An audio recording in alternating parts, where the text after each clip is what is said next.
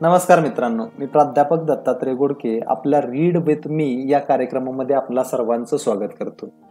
आजच्या या भागात विश्वास पाटलांनी आपले जे स्वराज्याचे धाकले धनी होते किंवा आपले जे संभाजी महाराज होते त्यांच्यावरती एक खूप छान पुस्तक लिहिलंय आणि आजपासून पुढच्या येणाऱ्या काही भागामध्ये आपण ते पुस्तक तुमच्या सर्वांसाठी वाचण्याचा प्रयत्न करतोय. आता ह्या कार्यक्रमामध्ये ह्या अगोदर आपण बरीचशी आपले स्वतःची जी पर्सनॅलिटी आहे किंवा जे व्यक्तिमत्व आहे हे अजून चांगलं करण्यासाठी आपण काय करू शकतो यावरती या अगोदर आपण भरपूर पुस्तकांचं वाचन कंप्लीट केलंय. त्याला आपण काय म्हणतो की ऑडिओ बुक्स. जर तुम्ही ते ऑडिओ बुक्स तुम्हाला ऐकायचे असतील तर त्याची लिंक आम्ही काय करतोय की खाली डिस्क्रिप्शन बॉक्समध्ये देतोय. तिथं जाऊन ते तुम्ही काय करू शकताय की ते जे ऑडिओ बुक्स आहेत ते ऐकू शकताय आणि त्याच्यामधून काही चांगल्या गोष्टी शिकून आपलं व्यक्तिमत्व अजून चांगलं करण्यासाठी स्वतःला मदत करू शकताय.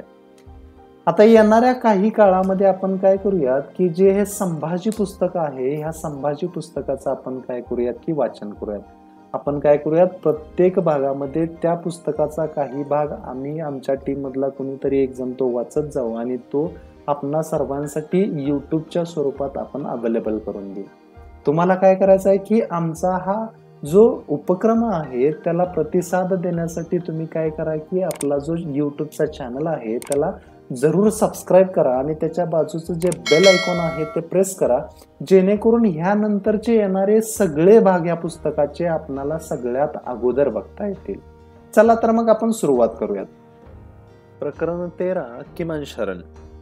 आज पातशाह अतिशय निराश दिसत होता. शेवटी न राहून वडिलकीचा फायदा घेत असद खानाने विचारले, पातशाह सलामत, आपली तब्येत नासाज आहे का? कशात बिघाड व्हायला अजून बाकी आहे वजीर आजम? तो काफर बच्चा संभा नामशेष व्हायचं नाव नाही, दिन ब दिन बढ़ता ही जा रहा है. आमचे शहजादे अकबर संभाजीला घाबरून असतात. तो बेवकूफ गोवेकर व्हाईसरॉय मराठ्यांविरुद्ध उघडपणे जंगाचा ऐलान करायला नाही म्हणतो. एकीकडे तो रामशेजचा नटखट किल्ला इतके दिवस होऊनही हाती लागत नाही. हशी खुशी वाटावी अशी कोणती हकीकत घडते आहे आमच्या सल्तनीमध्ये? आपले छोटे शहजादे आजम विजापूरच्या हद्दीवरून पन्हाळ्याकडे वापस फिरले आहेत. तिथे त्यांनी मराठ्यांच्या त्या सिपासलार हंबीरराव मोहितेला जेरीस आणले आहे, ऐसा लोग कहते हैं. लोग तो कुछ भी कहते हैं. असद खानची खिल्ली उडवत पातशाह बोलला, आमचे चारही शहजादे वफादार बहादुर गाजी आहेत, ऐसा हम भी मानते थे, लेकिन क्या फायदा, सबके सब नादान निकले. वजीर आजम, एकेका किल्ल्याशी इतकी देर टक्कर घ्यायची तर जिंदगी पुरणार नाही. पातशाह बुड्ढा, शहजादे नादान और पोते बेवकूफ, आमचे सारे अमीर उमराव गधे. तुम्हा कोणाकडूनच आम्हाला आता उमेद उरली नाही. लेकिन जहापना, पहिले हे सांगा, जयपूरच्या रामसिंगाला पाठवलेल्या तवारीखचं काय झालं? 2 महिन्यामागेच त्यांचा खलिता आला आहे. आम्ही स्वतः संभाला खत भेजून माघार घ्यायला सांगू, किमान शहजादा अकबरला तरी पकडून आमच्या हवाली करा असा अर्ज करू. पातशाह खिन्न होऊन बोलला, असद खान, बघितलं आमच्या सर्व शहजाद्यांच्या आणि पोत्यांच्या नादानगीची ही गवाही.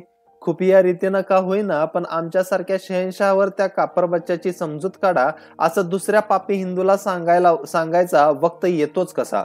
त्या दुपारी पातशहाचा मोठा शहजादा मुज्जम आणि असद खानामध्ये चर्चा झाली. तो वैतागून वजीराला बोलला, वजीर साहेब, आमच्या अब्बाजांचा कमालीचा संशयी स्वभाव आणि गैरविश्वास हेच त्यांच्या दर्दचं आणि आमच्या बर्बादीचं कारण आहे. मतलब, मी आणि आजम दोघेही आम्ही 45च्या उंबरट्यावर पोचलो आहोत, तरी आम्ही दोघे नासमज नन्हे लडकेच आहोत असं अब्बांना वाटतं. किसी पे जरासा भी भरोसा नाही. आमच्या आजमला त्यांनी रायगडच्या बाजूला न पाठवता तिकडे विजापूर कोल्हापूरच्या दिशेला का पाठवला आहे मालूम? क्यों? 14 वर्षामागे त्या शिवाजीने संभाला आमच्याकडे मनसबदार म्हणून नेमलं होतं. तेव्हा आजमची आणि संभाची थोडीशी जान पहचान झाली होती. त्यांच्या त्या दोस्तीला नवी पालवी फुटेल आणि दोघे जण मिळून पातशाह विरुद्ध बगावत करतील हाच त्यांचा शक. असेच आणखी काही दिवस गेले. एके दिवशी आजमकडून पन्हाळ्याच्या दिशेने एक हरकरा आला. पातशहाला दरबारात हकीकत सांगू लागला. मुबारकबाद हजरत, आजम साहेबांनी बहुत बहादुरी केली. त्या हंबीर मरगट्टे को पूरी तरह कुचल डाला. त्याच्या अनेक सैनिकांना मारून जखमी केले. बहुत बहादुरी केली. ती खुशीची खबर ऐकून पातशाह आपल्या अंगावर पाचूची माळ फेकेल असेच त्या गरीब हरकराला वाटले होते. पण पातशाहने त्याच्या बडबडीकडे दुर्लक्ष केले. त्यानंतर 10 दिवसांनी आजमचा दुसरा एक खास दूत खलिता घेऊन विजयी मुद्रेने दरबारात येऊन पोहोचला. वजीराने तो खलिता स्वतः पातशाहला वाचून दाखवला. अब्बाजान, दुश्मनाशी ढाली तलवारीने कडा मुकाबला केला. हजरत साहेबांच्या खुशकिस्मतीचे दुश्मनाचे 800 लोक कत्ल केले, 700 जिंदे पकडले, निशाणे छत्र्या काबीज केल्या, खूप मोठी फती हासिल केली. पातशाने ती ताजी तवारीख ऐकताना उगाच बिमार पाखरासारखा अर्धवट डोळा उघडला. पुन्हा कवड्यांची माळ डोळ्याला लावून तो अल्लाच्या चिंतनामध्ये गडला. तसा न राहून वजीर पातशाच्या कानाशी लागला. पातशाह सलामत, असं प्रत्येक वेळी चुप राहून कसं चालेल? फिर क्या करे? शहजाद्यांची बक्षिशीची चाहत आहे. क्षणभर चुप राहून पातशाने पुन्हा ओठ उघडले. मुअज्जम बेटे, हा खलिता वाच जरा. मुअज्जमचे वाचन पूर्ण होताच पातशाने रहुल्ला खानाला फरमावले, ह्यातल्या कोणी कोणी काय काय बहादुरी केली हे तुम्ही तपशीलवार लिहून काढा. त्या दोन्ही आज्ञांनंतरही वजीर आलमगीराकडे पाहत होता तेव्हा पातशाने खजाजींना फरमावले, शौकत मिया, शहजादे आजमच्या बहादुरीबद्दल त्याला 1 लाखाचा इनाम द्यायचा आहे, तेव्हा खजिन्यातून ती रक्कम काढून ठेवा. 4-5 दिवसात खरी खबर पन्हाळ्याकडून येऊन पोचली. पहिल्या 2 चकमकीत सेनापती हंबीररावांनी मुद्दाम माघार घेतली होती. शहजादे आजमला त्यांनी जास्तीत जास्त आपल्या मुलकात आत येऊ दिले होते आणि तिसऱ्या चकमकीत जीवघेणा हमला चढवला होता. त्या दरटुयाने स्वतःचे प्राण वाचवण्यासाठी शहजादा आजम सातारा मार्गे पार नीरा नदीच्या पल्याड पळून गेला होता. तो खलिता आपल्या उत्साही वजिरासमोर फडकवीत पातशाह बोलला, क्यू वजीर आजम, बघितलं, आमच्या ह्या दोन्ही नादान शहजाद्यांच्या बहादुरीचं आम्हाला कधीच यकीन नव्हता. गुस्ताखी माफ जहापना, तुमचं ऐकून आम्ही खजिन्यातून रक्कम काढली पण इनाम पुढे धाडला नाही, हे किती बरं झालं. त्या रात्री थोरला शहजादा मुअज्जम आणि वजीर असद खान दीर्घकाळ बोलत बसले होते. पातशाहच्या लिलांपुढे संपूर्ण शरणागती पत्करत वजीर सांगत होता, बेटे मुअज्जम, मी जिंदगीभर तुझ्या बापाकडे उस्ताद म्हणून बघतो आहे. अजूनही त्यांच्याकडून शिकण्याची कोशिश करतो आहे. ती कशी? आता हेच बघ ना, छोट्या शहजाद्यानं आपल्या बहादुरीचं पत्र धाडलं, ते पातशाहनं मुद्दाम तुला वाचायला का दिलं? कारण तसा पराक्रम त्यानं खरंच केला असेल तर तू ही त्यापासून शहाणपणाचा सबक शिकावास. रहुल्ला खानाला खूप बारीकीचे नोंद का करायला लावली? कारण त्या निमित्तानं घडल्या प्रसंगाची खातरजमा व्हावी. तिसरी बात म्हणजे बक्षिसीसाठी खजिन्यातून रक्कम बाहेर काढली पण हुशारीने पाठवली मात्र नाही, कारण उगाच रक्कम वाया जाऊ द्यायची नव्हती. असा उस्ताद बाप मिळणंच मुश्किल. त्या रात्री बारीकशा थंडी तापाने पातशाह बिमार पडला होता. रात्रभर उदयपुरी बेगम त्याच्या उशाशी बसून होती. सोबत तिने मुअज्जमलाही ठेवून घेतले होते. पातशाहला चांगली झोप मिळाली. सकाळी त्याची चर्या खूपच प्रसन्न दिसत होती. तो मोका साधून मुअज्जमने हळूच विचारले, अब्बाजान, मनुष्याने आपला औलादीवर तरी भरोसा ठेवावा, किमान प्रत्येक गोष्टीकडे गैरविश्वासाने बघू नये. औरंगजेब मिठा सासला आपल्या सफेद दाढीवरून हलकेच हात फिरवत बोलला, बेटे मुअज्जम, ज्याला हुकमतीचा घोडा नाचवायचा आहे त्याने स्वतःच्या सावलीकडेही संशयाने बघायला शिकलं पाहिजे. मुंब्रा देवीचे दर्शन घेऊन शंभूराजे बाजूचा उंच कडा चढले. त्यांच्यासोबत कवी कलश, रूपाजी भोसले आणि इतर साथीदार होते. त्या डोंगराच्या नाकड्यावरून राजांनी डाव्या हाताला नजर टाकली तेव्हा दूरवरून घोडबंदर किल्ल्याच्या दिशेने आत ठाणे गावाजवळ आलेली आणि समोरच्याच डोंगर पायथ्याने वळसा घेतलेली मोठी खाडी त्यांना दिसू लागली. पुढे तीच खाडी डाव्या हाताला दूर कल्याण बंदरापर्यंत पोहोचत होती. उजव्या हाताला नागर पोपळीच्या हिरव्यागार आगारामध्ये दडलेले ठाणे आणि त्याच्या आसपासची छोटी छोटी खेडी दिसत होती. तिथल्या कोळीवाड्याच्या बाजूला पांढऱ्या शुभ्र वाळूचे चमचमते थर दिसत होते. तिथे समोरच आपली अजरस्त तटबंदी पाण्यात रोवून ठाण्याचा किल्ला तुस्त राक्षसासारखा बसून होता. किल्ल्याच्या तटबंदीवर लांब डगलेवाल्या आणि कुर्रेबाज फिरंगी टोपीवाल्या सोजिरांचा जागता पहारा होता. शंभूराजे मधूनच कल्याण बंदराकडे काळजीने नजर टाकत होते. गेल्या वर्षी याच रणातून मराठ्यांनी राहुल्ला खानाला पळवून लावला होता. 2-3 महिन्यामागे औरंगजेबाचा मस्तवाल सेनानी रणमस्त खान नव्याने कल्याणवर धावून आला होता. चोळे, डोंबिवली, अंबरनाथ हे पार पलीकडे मुरबाड पर्यंतचा मुलूक त्याने जाळून काढला होता. मराठी मुलकावर दहशत माजून कल्याणचे बंदर स्वतः कब्जामध्ये घेतले होते. कविराज, कल्याणचं बंदर म्हणजे जगाच्या आयात निर्यात व्यापाराचं नाक आहे. इथूनच इस्तंबूल, पॅरिस, लंडन पासून ते आफ्रिका तसंच जावा समुद्रापर्यंत व्यापार चालतो. ही सोन्याची लंका औरंग्याच्या दीर्घकाळ कब्जात ठेवणं म्हणजे त्याचं लष्करी बळ वाढवणं. दुसराही एक मुद्दा महत्वाचा आहे राजन. कोणता? औरंगजेबाचे सरदार इथे पाय रोवून असेच बसून राहणं गैर ठरेल, घात होईल. मराठ्यांचा कोकणातून नाशिक बागलांकडे जाणारा रस्ता दुश्मनाच्या कब्जात जाईल आणि एकदा रसद बंद पडली की आपोआप खानदेशाकडचे आपले 25-30 किल्ले पिकल्या जांभळासारखे पातशाच्या घशात कायमचे जातील. शंभूराजांनी होकारार्थी मान डोलवली. डोंगर उतरता उतरता विठ्ठलराव सुभेदारांनी राजांना आणि कविराजांना माहिती दिली. नुकतीच दर्यात अरबांच्या जंगेखानामध्ये आणि विंगरजच्या नौदलात मोठी भानगड झाली आहे राजे. कसली हो सुभेदार? जंगेखानानं विंगरजांच्या प्रेसिडेंट नावाच्या बोटीवर आपली 5 गलबत धाडली होती. ती बोट पुरी जाळायचा अरबांनी प्रयत्न केला. पुढं बोट लय दांडगीच होती. तिचं रगड नुकसान झालं, बुडाली नाही इतकंच, पण सारं मुंबईकर विंगरज लय हळहळ म्हणा. अरब मोकळे सुटले. राजांनी विचारलं, छाछा, जंगेखानाची चांगली 3 गलबत जळाली. शेवटी त्यांनी माघार घेतली, पण कसं का होईना विंगरजांची चांगलीच खोड मोडल्याचं कळवलं आहे आपल्या निळोपंत पेशव्यांनी. शंभूराजे आणि कविराज एकमेकांकडे पाहून समाधानाने हसले. शंभूराजांची भिरभिरती गरुडी नजर खाली पायथ्याकडे गेले. तिथेच खालीत घुसलेल्या डोंगराच्या सोंडेवर पारसिक गाव होतं. शंभूराजांनी तातडीने तिथे एक नवा किल्ला बांधायला सुरुवात केली होती. जवळच खडक खोदायचं काम सुरू होते. तिथे शेकडो कामाटी बेलदार मजूर झटत होते. हत्तींचे गाडे, उंट गाड्यावरूनही दगड गोळा केला जात होता. खाडीच्या पाण्यात मोठमोठे दगड आणि मेडी पूर्ण तराफे बांधले जात होते. त्याच्या आधारानेच पाण्याच्या काठावर मोठमोठे बुरुज आकाराला येत होते. कविराज, रणमस्तखानाची मस्ती जिरवण्यासाठीच आम्ही इकडे आलो आहोत, पण त्या उघड शत्रूपेक्षा पोर्तुगीज नावाचा नादान दुश्मन मात्र आम्हाला खूप सतावतो आहे, शंभूराजे बोलले. खरं आहे राजन, तो गोवेकर व्हाईसरॉय बोलायला खूप मिठास, व्यवहार उपचार उत्तम पाळतो, म्हणून तर तुम्हाला पुत्ररत्न झालं. तेव्हा ते हा फिरंग्यानं तुम्हाला अभिनंदनाचा खलिता आणि बाळराजांसाठी पोर्तुगीज बनावटीचे उत्तम गहने पाठवले होते. कविराजांनी ती आठवण करून देताच शंभूराजे दिलखुलास हसत बोलले, कविराज, आपण त्या फिरंग्याला अचूक पकडलं. अहो काय सांगायचं, आमच्या बाळराजांसाठी शृंगारपुराहून गणोजी मामांचा साज वेळेत पोचला नाही, पण ह्या फिरंगे मामांची घोडी गांगोलीच्या वाड्यात हजर होती.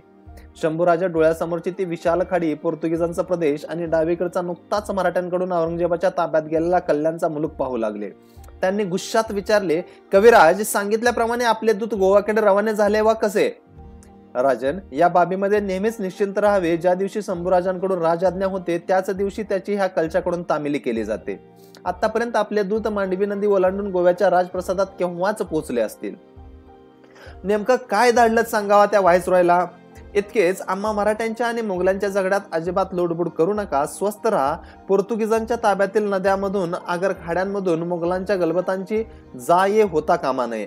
आगळी कलाल तर कोणत्याही क्षणी शंभूराजे गोव्यावर हमला करतील. मुंब्र्याचा डोंगर राजे झपाट्याने खाली उतरू लागले. मुंब्रा डोंगराचा कडा खूप काती होता. तिथे शेळ्या पोचणे मुश्किल होते, त्यामुळे घोडी पोचण्याचा सवालच नव्हता. राजे तिथल्या कातीव दरड झपाट्याने उतरत खाली येत होते. पारसिकच्या किल्ल्याच्या बांधकामाकडे पुन्हा नजर टाकत होते. पाण्यापासून तुटलेल्या 25 फूट उंचीच्या प्रचंड खडकावर हा किल्ला बांधला जात होता.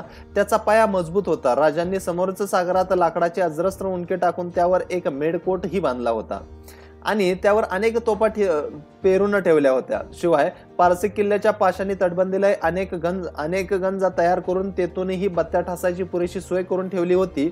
शंभूराजे मनातून निर्धास्त होते. उद्या पोर्तुगीज शत्रूला सामील झाले तर ये जा करणारी तरांडी आणि नावा जळून काढणे एवढी त्यांनी तयारी करून ठेवली होती.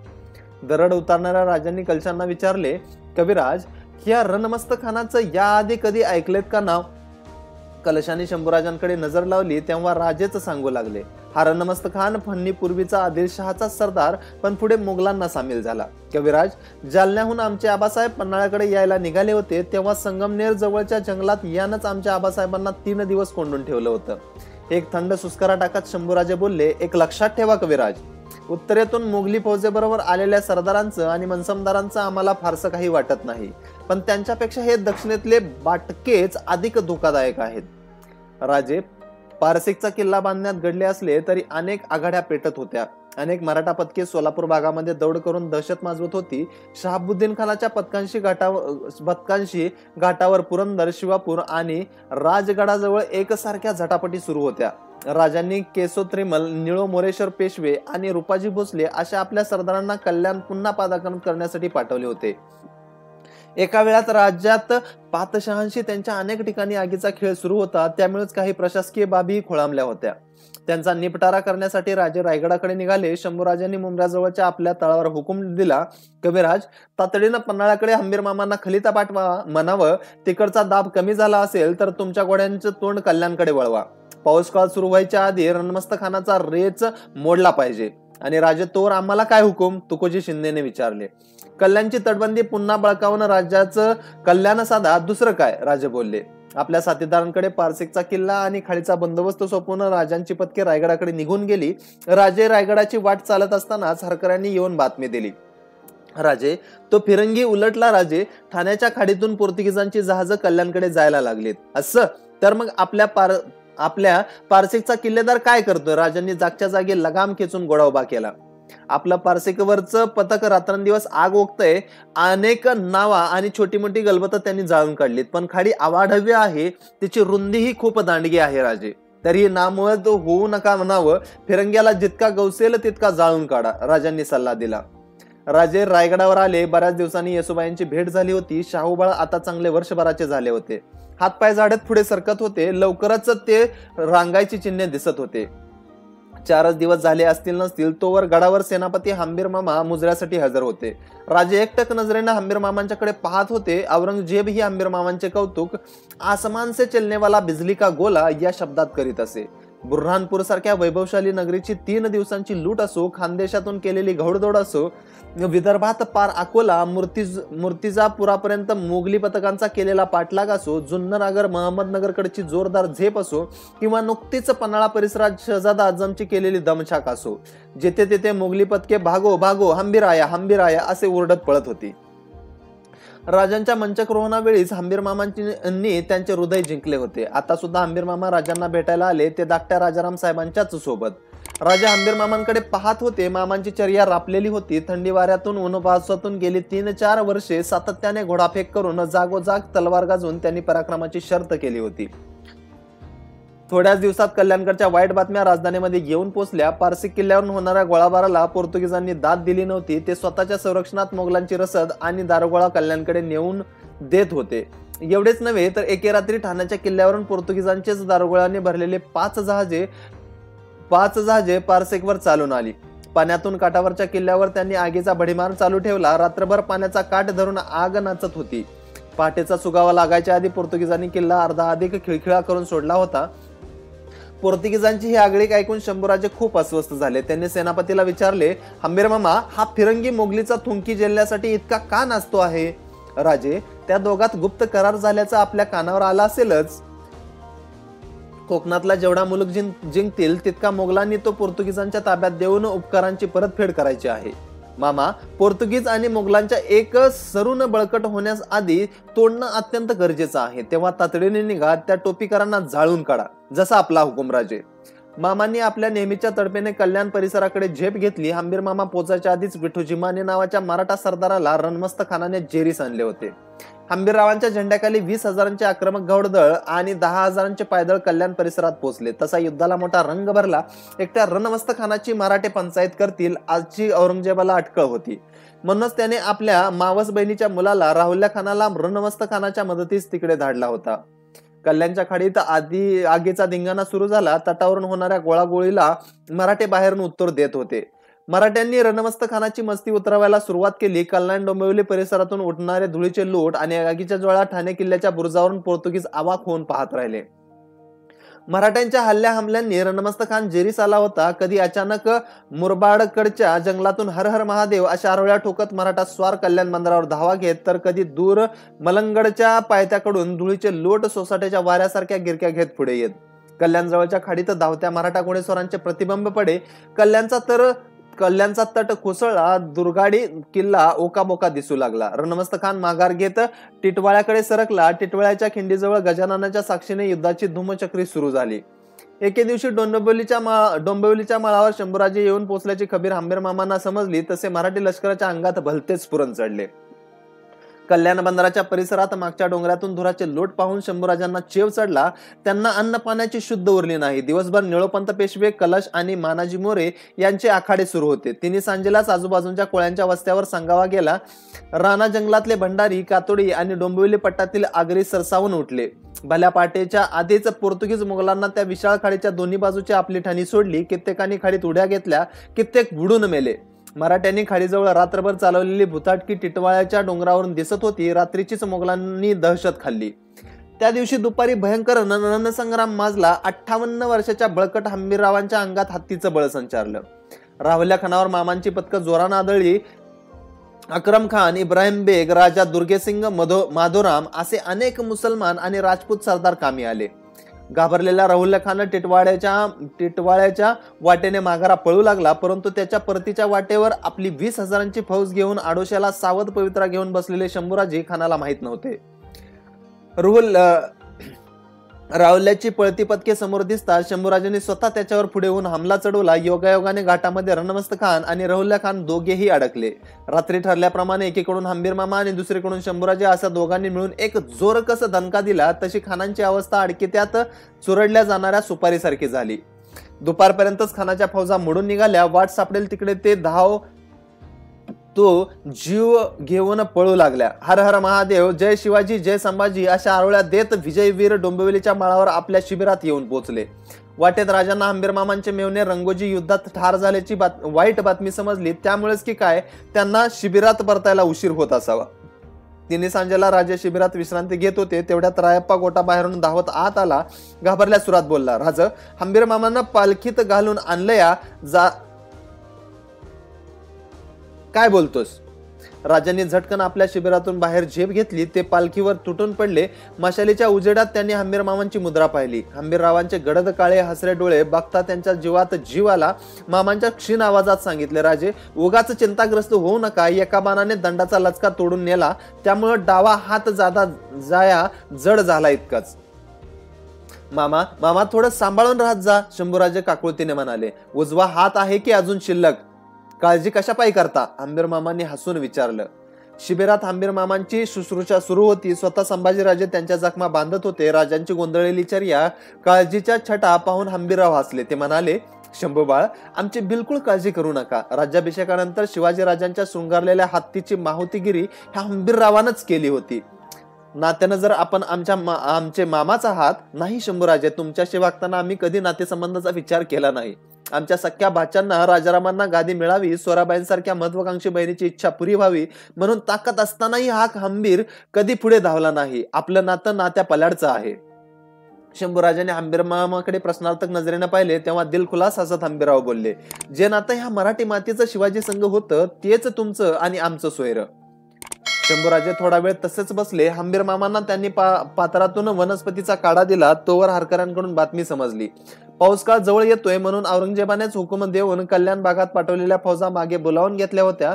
हंबीररावांना थोडे हुशार होऊ दिले आणि शंभूराजे हंबीररावांना बोलले, मामा, काळ आमच्या पहाडासारख्या पित्याला घेऊन गेला. त्यानंतर तुमच्या रूपानं दुसरा पहाड आमच्या पाठीशी उभा राहिला. आपल्या संघ वावरताना अनेकदा तुमच्या रूपानं आमचे आबासाहेबच सोबत असल्याचा भास येतो. पण काळजी घ्या हंबीर मामा, तुम्हीच आमच्या बाहूतलं बळ आहात.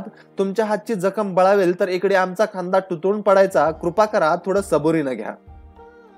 दिल्लीकर पाचशाची ताकद गेंड्याची. यापुढे मराठ्यांचा हा उत्साही राजा म्हणजे शेळीचं करडू. एकदा हा गेंडा सांबा आणि त्याचा महाराष्ट्र चिरडून गेला की आपला फायदाच फायदा. गोव्याचे पोर्तुगीज व्हायसराय काउंट दी ऑलिव्हर चेकाळून बोलले. तो कसा? त्यांच्या सचिवानं लुईस गोन्साल्व्हेसनं विचारलं. औरंगजेब ज्या उत्साहाने येईल त्याच उत्साहानं माघार जाईल. मग आम्ही हळूच मालवण पासून ते ठाण्यापर्यंतची पट्टी आमच्या राज्याला जोडू, गोव्याचं महाराज्य बनवू. काउंट साहेब आपली उंची राजप्रसादातील भव्य मद्यालयात मद्याचे घोट घेता घेता फुशारक्या मारत बोलत होते. त्यांच्या सचिवाने त्यांच्यासमोर आणून ठेवलेला संभाजीराजांचा खलिता तसाच दुर्लक्षित राहिला होता. बडाईखोर व्हायसराय पुन्हा शंभूराजांच्या त्या पत्राकडे कुत्सित नजरेने पाहत होता. व्हायसराय हा जितका विलासी तितकाच खुशाल चेंडू, कमालीचा स्वार्थी तितकाच लबाडी होता. पोर्तुगालच्या राज्यसेवेतील सर्वच अधिकारी आणि कर्मचारी गोव्यात येऊन सरकारी सेवा पार पाडायचेच, परंतु त्याचबरोबर प्रत्येक जण खासगी व्यापार करून स्वतःच्या तुंबड्या भरून घेत असत. पूर्व गोलार्धातील कॉन्सेसमेल आणि टुलान नंतर पणजी हेच व्यापाराच्या दृष्टीनं एक अत्यंत महत्वाचे बंदर होते. जावा, सुमात्रा, जपान अशी पूर्वेकडे जाणारी सर्व जहाजे गोव्याला थांबूनच पुढे निघत. पोर्तुगीज अंमलदारांना गोवा ही एक अनिर्बंध सत्ता असलेली दुभती गाय लाभली होती. गोव्याचा व्हायसरॉय स्वतःची तुलना पोर्तुगालच्या राजाशी करत असे. त्याचे स्वतःचे खासगी लष्कर होते. शिवाय त्याने अनेक काळे आफ्रिकी सैनिकही आपल्या पदरी बाळगले होते. पणजी शहराच्या सभोवताली 1.5 फूट उंचीचा भव्य दगडी कुस बांधून तो ख्याली कुशालीमध्ये राहत होता. दोन्ही बाजूला पंख पसरून बसलेल्या अजस्त पक्षासारखी दिसणारी राजभवानीची भव्य इमारत चमचमत्या चंदेरी वाळूत ऐसपैस पसरली होती. त्याच्या मागची बाजू थेट दर्याकडे झुकलेली, चारी बाजूस वाऱ्याच्या झोतावर हेलकावे खाणारे ताटमाडांचे उंच वृक्ष, मध्येच व्हायसरॉयच्या कुटुंबियांना पोहण्यासाठी खोदलेला निळा शार पाण्याचा ऐसपैस तलाव, आवारातच खास शाही मेहमानांसाठी बांधलेल्या जांभ्या दगडांच्या अनेक हवेल्या, स्वर्गांचे सुख जणू त्या राजप्रसादाच्या दारातच झोके घेत होते. काउंट साहेबांचे फिरंगी व्यक्तिमत्वही मोठे उमदे होते.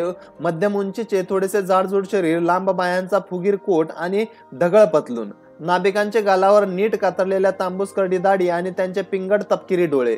त्या डोळ्यांमध्ये नीट निरखून पाहिले तरी काउंट साहेबांच्या मनाचा थांग सहसा कोणाला लागायचा नाही. काउंट आल्वेलराची गळपट्टी मात्र नेहमीच ताट असायची. 1-2 दिवसात त्यांना काहीतरी अप्राप्य, अवघड असे प्राप्त करायचे होते, त्याची मध्येच आठवण झाली. तसे काउंट साहेबांच्या चेहऱ्यावर गुलजार हास्य पसरले. त्या दोंदीतच त्यांनी आपल्या सचिवाला संभाजीराजांचा तो खलिता वाचायचा इशारा केला. सचिव मजकूर वाचू लागला. मराठी राज्याचा कारभार आम्ही हातामध्ये घेऊन जवळपास 2.5 वर्ष लोटली आहेत. याआधी आमचे दूत रामजी ठाकूर यांच्या मार्फत तुमासी पत्रव्यवहार झाला होता. मैत्रीच्या कौल करारातील मुद्दा बाबत ही आपसात खूप पत्राचार केला होता. आपण आमचे शिव शेजारी आहात याची आपणच अनेकदा आम्हाला आठवण करून देता.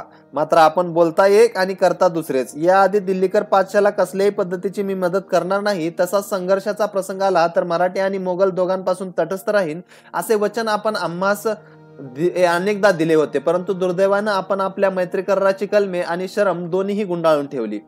सुरतेच्या बाजूने सागरमार्गाने येणारा दारुगोळा आणि धनधान्य तुमच्या हद्दीतून पुढे न्यावयास आपण मुघलांना परवानगी दिलीत. अशीच गद्दारी आपण ठाणे इलाक्यातही केलीत. या दुपट्टी आणि घातकी चालीची जबर किंमत आपल्याला एक दिवस मोजावीच लागेल हे ध्यानात ठेवा. नकळत व्हायसरॉय कमालीचे गंभीर झाले. एकीकडे संभाजीराजांची धमकी आणि दुसरीकडून औरंगजेबाचा रेटा, दोन्ही गोष्टी महागात पडणाऱ्या होत्या. ते वैतागून बोलले, ह्या दोन्ही शक्तींना तोंड देणं म्हणजे एखाद्या मांजरानं अंगावर 2 विषारी सर्प खेळवणं. पण सर, आपण संभाजीशी जाहीरपणे युद्ध पुकारा असा पाचशाचा आपल्याकडे लकडा आहे. सचिव बोला. अशी आगळीक महागात पडेल. त्यात हा संभा किती शीघ्रकोपी, अगदीच गरम माथ्याचा.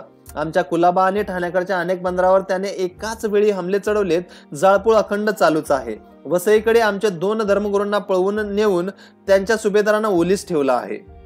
पण सर, आपणही त्याचा सूड घेतलाच. मराठ्यांचा वकील येसाजी गंभीरराव गेले 3 महिने आपल्या कैदेची हवा खातो आहे. मध्यरात्रीचे येसाजी गंभीररावांना राजभवनामध्ये पाचारण केले गेले. त्यांच्याकडे पाहत व्हायसरॉय गुरगुरले, येसाजी, आम्ही दोस्तीचा हात पुढे करतो तर तुमचा धनी दुश्मनीचा. ही रीत चांगली नव्हे. विजरई सरकार टाळी कधी एका हाताने वाजती का?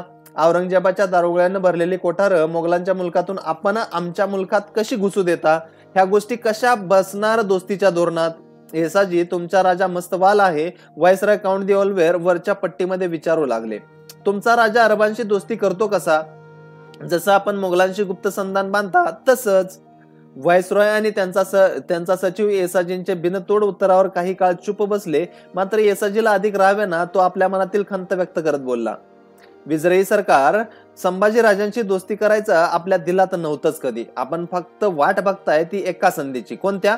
औरंगजेबाच्या फौजेकडून मराठ्यांचा निपात कधी होतोय त्याची. छे, भलतच काय येसाजी? अरे त्यात आम्हा पोर्तुगीजांचा फायदा तरी काय? हसत व्हायसरॉयने विचारले.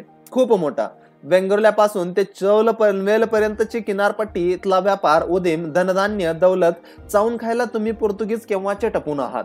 येसाजीने थोडक्या शब्दात पोर्तुगीजांचा हेतू अचूकपणे दाखवून दिला होता. पण तिकडे दुर्लक्ष करत व्हायसराय बोलले, तुम्हाला कल्पना आहे येसाजी, गेल्याच महिन्यात तुमच्या संभाजीराजानं आमच्या रेवदंड्याच्या किल्ल्यावर रण माजवला आहे.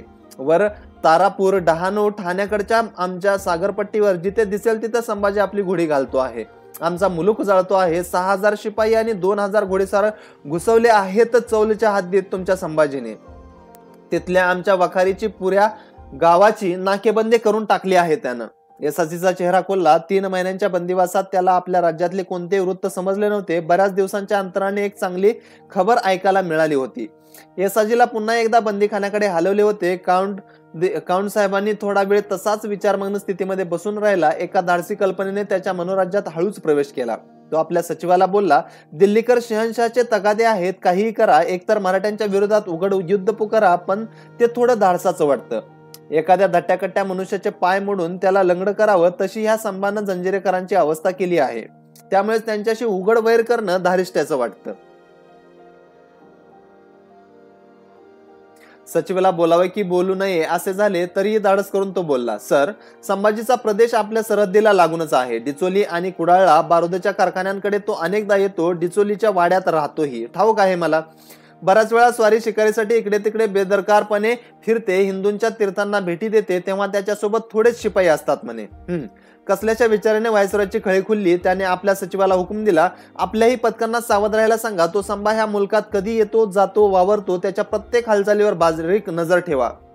दिनांक 12 ऑगस्ट 1683चा तो दिवस झुंजूमुंजू होतानाच व्हायसरॉय साहेब यांची शाही नाव दिवाडी बंदराजवळ येऊन पोहोचली होती.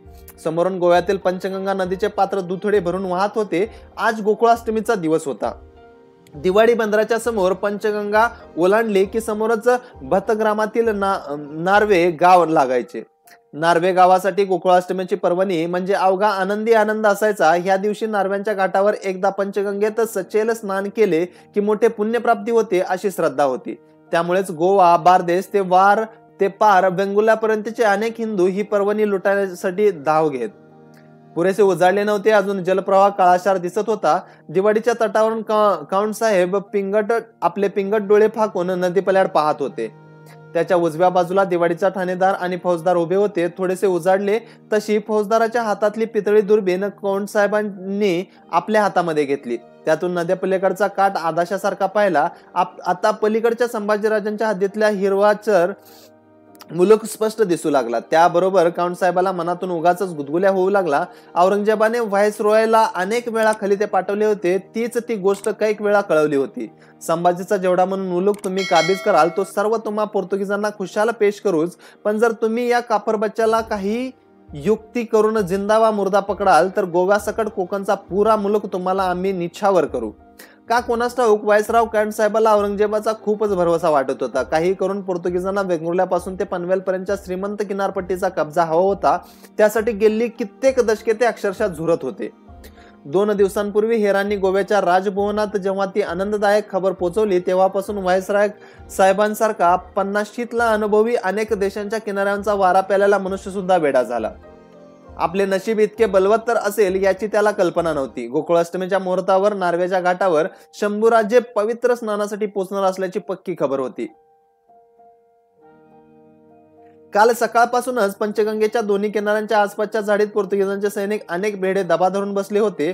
सामान्यतः तीर्थाच्या ठिकाणी वा देवपूजेला जाताना शंभूराजे आपल्यासोबत कमी फौज ठेवतात ही बातमी व्हायसरॉयने काढली होतीच. परंतु जरी 700-800 शस्त्रबद्ध सैनिक त्यांच्यासोबत असतील तरी हिमतीने हमला करायचा आणि शंभूराजांना डांबून स्वार्थाच्या मोठ्या पर्वणी साधायच्या व्हायसरॉयने निर्धारच केला होता. एकदाचे लख उजाडले. पंचगंगेच्या पल्याडच्या काठावर काही हिंदू यात्रेकरू पाण्यात उतरताना दिसू लागले. पलीकडचा मुलूक मराठ्यांचा असूनही यात्रेच्या वेळी सहसा मराठा शिपाई तिकडे फिरकत नाहीत हे व्हायसरॉयच्या लोकांना चांगलेच माहित होते. यात्रेकरूंची गर्दी वाढण्यापूर्वी नदीतून एक जवळपासचा फेरफटका मारावा, मोक्याच्या जागा हिरून ठेवाव्यात असा विचार करून व्हायसरॉय काउंट साहेब पाण्यात उतरले. त्यांची शाही नावं बघता बघता पलीकडच्या काठावर जाऊन पोहोचली तेव्हा पोर्तुगीज ठाणेदाराच्या डोक्यात एकदम प्रकाश पडला. तो आपल्या धन्याला बोलला, सरकार, खरंच अनमाना दबक्या संभाजी इकडे आलास तर बापडा थांबतोय कशाला? आपल्या पावली पळून जायचा. तो कसा? विजयी सरकारांच्या ह्या नावेला कोण ओळखत नाही? आणि घुडचूक व्हायसरॉयच्या लक्षात आली. त्याने पलीकडच्या काठावरूनच आपली शाही नाव माघारी पाठवली. ती खाली नेऊन बाजूच्या किंजळ झाडीत लपवा असे नावाड्याला सांगायलाही व्हायसरॉय विसरले नाहीत. तितक्यात समोरून मच्छवरांची एक नाव येताना दिसली. ठाणेदाराने नावाड्याला हटकले. व्हायसरॉय साहेबांच्या फेरफटक्याला कोण नाही म्हणणार? स्वतः काउंट आणि त्यांच्यासोबतचे 8 शस्त्रधारी शिपाई नावेत बसले. शिपायांनी दबा धरल्यासारखे आपल्या अंगे नावेत मुरवली. नावेतून हिरव्या सपाता आणि बुट्टीची हिरवी कपनी घातलेली एक पीरबाबाही चालले होते. त्यांच्यासोबत त्यांचे तरुण शिष्य होते.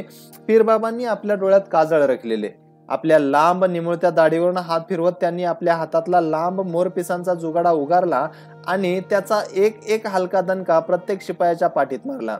अल्ला अल्ला असे करत तो फकीर तोंडातल्या तोंडात काहीतरी पुटपटत होता. त्या जुडग्याचा प्रसाद म्हणजे दैवी कृपा. त्यामुळे पोर्तुगीजांच्या पदरीचे हिंदुस्थानी शिपाईही कृतकृत झाले. त्यांनी त्या फकीराचे पाय धरले. कहा जा रहे पीर बाबा? पोर्तुगीज ठाणेदाराने विचारले.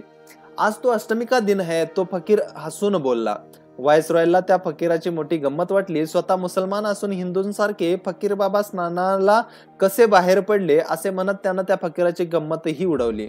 त्यावर फकीर बाबा बोलले, हम फकीर लोगों का क्या, अल्लाह और कृष्ण दोनों हमारे भगवान हैं और पाक फकीर को इस्लाम से हमेशा हिंदुओं से बहुत शागिर्द मिलते हैं. खाली थोड्याच अंतरावर नाव थांबली. नार्वेच्या घाटावर तो फकीर आणि त्याचे शिष्य स्नानासाठी खाली उतरले. नावेतून खाली उतरताना त्या फकीराने व्हाईसरॉय साहेबांचा हात मोठ्या प्रेमाने हाती घेतला होता. आपल्या तर्जनीतील तांब्याची अंगठी काढून व्हाईसरॉयच्या बोटात अडकवली. तो भाबड्या शिपायांना आपल्या विजरई साहेब खूप भाग्यवान वाटले. त्यांनी व्हाईसरॉयलाच प्रेमाचा दम दिला. हुजूर, फकीरांकडून ऐसा प्रसाद खुशकिस्मतों को ही मिलता है, तो गमावू नका. फकीरांच्या अंगठीने मोठमोठी संकट टळतात. नाव थोडी पुढे गेल्यावर व्हाईसरॉय साहेबांना एकदम उपरती झाली. कपाळावर हात आपटत तो ठाणेदाराला बोलले, ओ गॉड अल्मायटी, खरंच या फकीर बाबाने माझे डोळे उघडले. आपल्या सर्व सैनिकांना ताबडतोब सक्त ताकीद द्या. इथे स्नानासाठी येणाऱ्या कोणत्याही हिंदू बैराग्याला अगर गोसाव्याला तसाच मोकळा सोडू नका. त्या प्रत्येकाची झडती घ्या. तो शिवाजी सुद्धा बऱ्याच वेळा म्हणे गोसाव्याचं रूप घेऊन फिरायचा. नदी तीरावर दिवसभर यात्रेकरूंची झुंबड गर्दी उडाली होती. स्नानासाठी येणाऱ्या हिंदू बैरागी आणि गोसाव्यांचा मात्र आजचे स्नान नको नको वाटत होते. इतका त्यांचा पिच्छा पोर्तुगीज शिपायांनी पुरवला होता. झडती सत्र तर अखंड चालू होती. गोकुळाष्टमीचा तो दिवस सरसरला. पंचगंगेच्या पात्रात अंधार पसरला. व्हाईसरॉय साहेबांच्या हाती मात्र काहीच लागले नाही. ते हातपाय झाडत निराशेने राजभवनाकडे निघून गेले. 4 दिवसांनी व्हाईसरॉय साहेबांनी पुन्हा एकदा येसाजी गंभीररावाला सल्ला मसलतीसाठी बोलवून घेतले होते. चर्चेच्या दरम्यान येसाजींचे लक्ष व्हाईसरॉयच्या बोटातील त्या अंगठीने वेधून घेतले. जसा येसाजी त्या अंगठीकडेच पुन्हा पुन्हा पाहू लागला तशी ती गोष्ट व्हाईसरॉय काउंट साहेबांच्या नजरेनं सुटली नाही. त्यांनी ती अंगठी काढली आणि येसाजीच्या हाती दिली. येसाजीने ती अंगठी नीट पारखली आणि तिच्या आतल्या अंगावरचे एक अक्षर वाचून तो मोठमोठ्याने हसू लागला. तेव्हा व्हाईसरॉय साहेबांनी अंगठी पुन्हा आपल्या हाती घेतली. त्यांनी येसाजींना विचारले, काय लिहिलं आहे हे? माझ्यापेक्षा तुमच्या या सचिवांना जास्त चांगलं वाचता येईल, विचारा यांना, येसाजी बोलला. लुईस गोन्साल्विसने त्या अंगठीवरचे अक्षर मोठ्याने वाचले, संभाजी.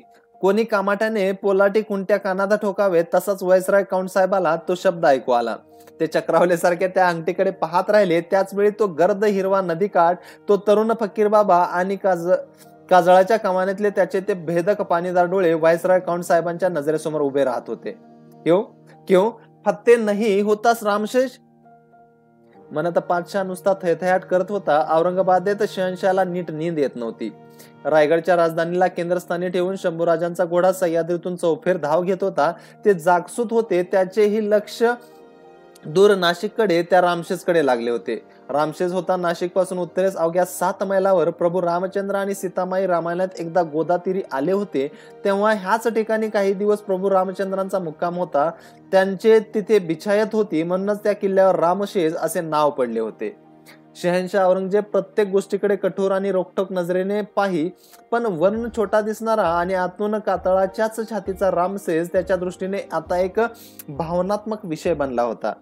कधी काळी त्याच्या पित्याने शहाजहानने जेव्हा दक्षिणेवर आक्रमण केले होते तेव्हा त्याच्या दक्षिण दिग्विजयात रामशेज शुभ शकून ठरला होता. ह्याच किल्ल्यावर चांद सितारा फडकवावा, त्या पाठोपाठ त्र्यंबक, अहिवंत, मार्कंडा, साल्हेर असे किल्ले गिळावेत. एकीकडे शहजादा अकबराच्या स्वप्नातील दिल्लीकडचा राजरस्ता कायमचा उद्ध्वस्त करावा आणि त्याच वेळी दुसरीकडे मारत झोडत सर्व शक्तीनिशी कोकणात उतरावे, त्या काफर बच्च्याला जेरबंद करावे असे औरंगजेबाचे स्वप्न होते. पण महिन्यावर महिने उलटले. दारुगळा हकनाक वाया गेला. हजारो सैनिकांचे मुडदे रामशेजच्या आजूबाजूला पडले तरी किल्ला काही हाती यायचे नाव नव्हते.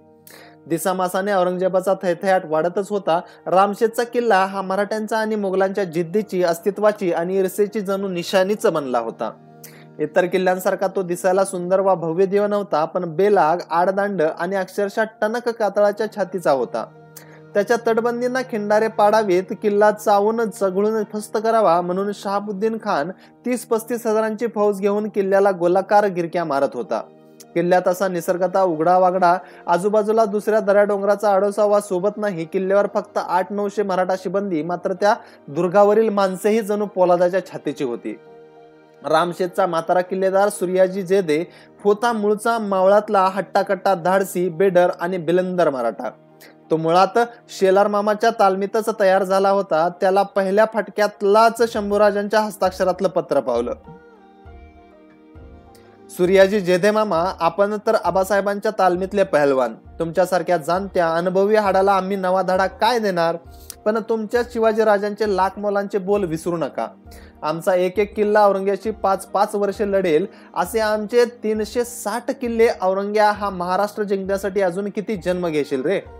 त्याच विचारे जेधे मामा, आम्ही इतकेच सांगू, आपला गड महाराष्ट्राच्या वेशीवर आहे. ह्या दिल्लीच्या बुड्ढ्या नवरदेवाला वेशीवरच अडवा. मराठ्यांच्या मुलखाशी राक्षस विवाह घडवून आणायची पातशाची स्वप्न धुळीस मिळवा. बस त्या एका खलित्याने सूर्याजींचे आयुष्यच बदलून टाकले होते. त्या जिद्दीच्या हाडाचं रूपांतर जणू एका बलाढ्य बुरुजामध्ये झाले होते. अमूल्य संपत्तीने भरलेल्या रांजणाभोवती काळसर्प फिरत राहावा तसे जेधे मामा रामशेतच्या तटावरून फिरत राहायचे. दिवसा आणि रात्री ते कधी झोपतात की नाही हेच कोणाला माहित नव्हते. परंतु ह्या जिद्दीच्या जीवाने तुटपुंजा शिबंदीच्या जीवावरही किल्ला लढता ठेवला होता. एकदा जंग जुंपला की बस, दुपारच्या नमाजाची चादर वर किल्ल्यावरच अंतरू असे ख्वाब बाळगणाऱ्या शहाबुद्दीनचे जेद्यांनी चांगले दिरडे भाजले होते. शहाबुद्दीन सलामीलाच खूप जोशात धावून आला होता. त्याने मुख्य दरवाजाजवळ जोरकस मारा केला. तटबंदींच्या वरचे 5-6 थर आपल्या तोफेच्या तडाख्याने खिळखिळे केले.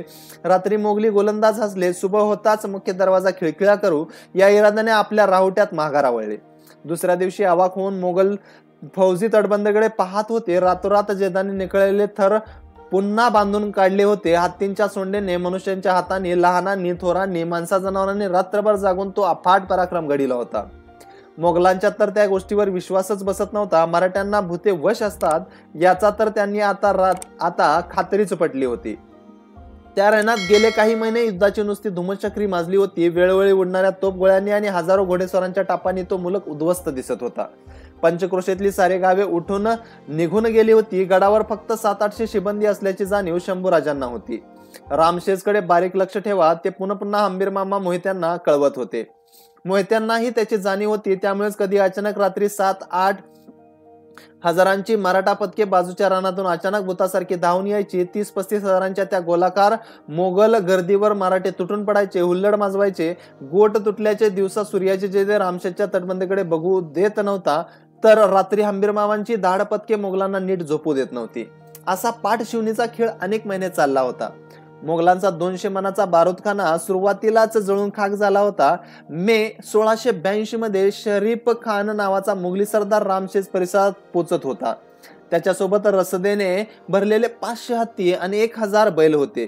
दिवसाच बानामती झाली. मराठ्या गड्यांना कर्कश शिट्यांनी रान भरले. बाजूच्या उघडीत दबा धरून बसलेले 7-8 हजार मराठे अचानक त्या रसदेवर तुटून पडले. 2 तास घमासान लढाई झाली. जाहीर खान, फैजुल्ला खान असे अनेक मोगल अधिकारी प्राणास मुकले. आपल्या रसदेवर मराठ्यांचा छापा पडल्याचे समजले तेव्हा किल्ल्याच्या पायथ्याला वेढा देऊन बसलेले मोगल आपल्या जातबाईंच्या मदतीला धावले. तलवारीला तलवारी भिडल्या. त्या धुमचक्रीने सुमारे 600 मराठा मृत्युमुखी पडला. 2000 जखमी झाले. परंतु त्यांनी रसदेचे खूप नुकसान केले होते. समोरचा सेनासागर पाहून सायंकाळी मराठ्यांनी माघार घेतली. त्या अचानक हल्ल्याने मोगलांचे काळीज फाटले होते. परंतु त्या अल्पशा यशाने शरीफ खानला खूप गुदगुल्या झाल्या. त्याने आपल्या पराक्रमाच्या बढाईचा खलिता औरंगाबादला पातशाहकडे पाठवला. रामशेजच्या विजयाची वार्ता ऐकण्यासाठी शहनशाह किती आतुर आहे हे असद खानला माहित होते. त्या खलिताच्या सत्यतेची खात्री न करता तो औरंगजेबाकडे धावत गेला. बधाई हो मेरे आका, बधाई हो. आमची फत्ते झाली. आम्ही रामशेजकडे मोठा विजय मिळवला. फत्ते कुठं? किल्ल्यावर की किल्ल्याखाली? असद खान गडबडला. नाराजीच्या सुरात बोलला, जी हा हुजूर, किल्ल्याच्या खालीच, तळाला. आपण किती बेवकूफ आहात. अशा अर्थी पातशाची पिंगट बुबळे नाचली. तेव्हा वजिराला घाम फुटला. पातशाह विषादाने बोलला, मरगटांचे तरीके का शिकत नाहीत आमचे बेवकूफ सेनाधिकारी? कसे बेवकूफ हो? मरगट्टे फिरून फिरून कसे हमले चढवतात? महिन्यावर महिने लुटत होते पण रामशेज काही पडत नव्हता. त्यामुळे पातशाची तगमग खूप वाढत होती. शहाबुद्दीन खान कमालीचा हैराण होता. किल्ल्यावरची अल्पशी शिबंदी आपला कडवा प्रतिकार थांबवत नव्हती. शहाबुद्दीनने मराठ्यांचे नव्या रसदेचे सर्व मार्ग कापून टाकले होते. त्यांची पूर्ती कोंडी केली होती. किल्ल्यावर तोफा नव्हता तरी सूर्याजी हटला नव्हता. गडावरचे रेड्या बैलांचे कातळे त्याने गोळा केले. लाकडांचे बुंदे आतून कोरले आणि नव्या लकडी चामडीच्या तोफा बनवल्या. त्या तोफांचा तडाखा नेहमीपेक्षा 10 पट होता. शहाबुद्दीन सुद्धा हटायला तयार नव्हता. किल्ल्यावरची शिबंदी तोडायला खालचे जमिनीवरचे दमदमे कमी पडू लागले. यश हाती लागे ना हे लक्षात येताच शहाबुद्दीनने सर्व सुतार कारागीर एकत्र गोळा केले. मोठमोठे वृक्ष तोडून लाकडांनाच भला दांडगा बुरुज बांधला. त्याच्या माथ्यावर एका वेळी 500 लोक उभे राहून समोरच्या किल्ल्याकडे सहजगत्या मारा करू लागले. तो भव्य लाकडी बुरुज जमिनीवरून उंच आकाशात जाणाऱ्या डोंगराच्या सुळक्यासारखा भासायचा. तेथून शहाबुद्दीनने खूप गोळागोळी करून पाहिली, पण रामशेज अजिंक्यच राहिला होता. रामशेजचा विजय हा आता दोन्ही फौजांसाठी मोठा प्रतिष्ठेचा विजय बनला होता. रोज औरंगाबाद आणि रायगडकडे दोन्ही बाजूंचे हरकाऱ्याने जासूद धावत होते.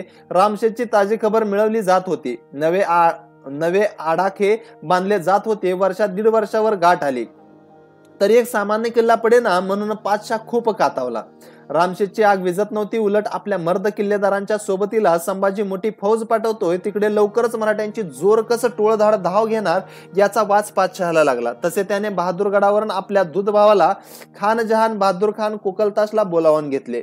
त्याला खडसावले, भाईजान याआधी आपण गाफील राहिलात म्हणूनच त्या कापर बच्च्याची वानरसेना बुऱ्हाणपूर बेचिराग करून गेली.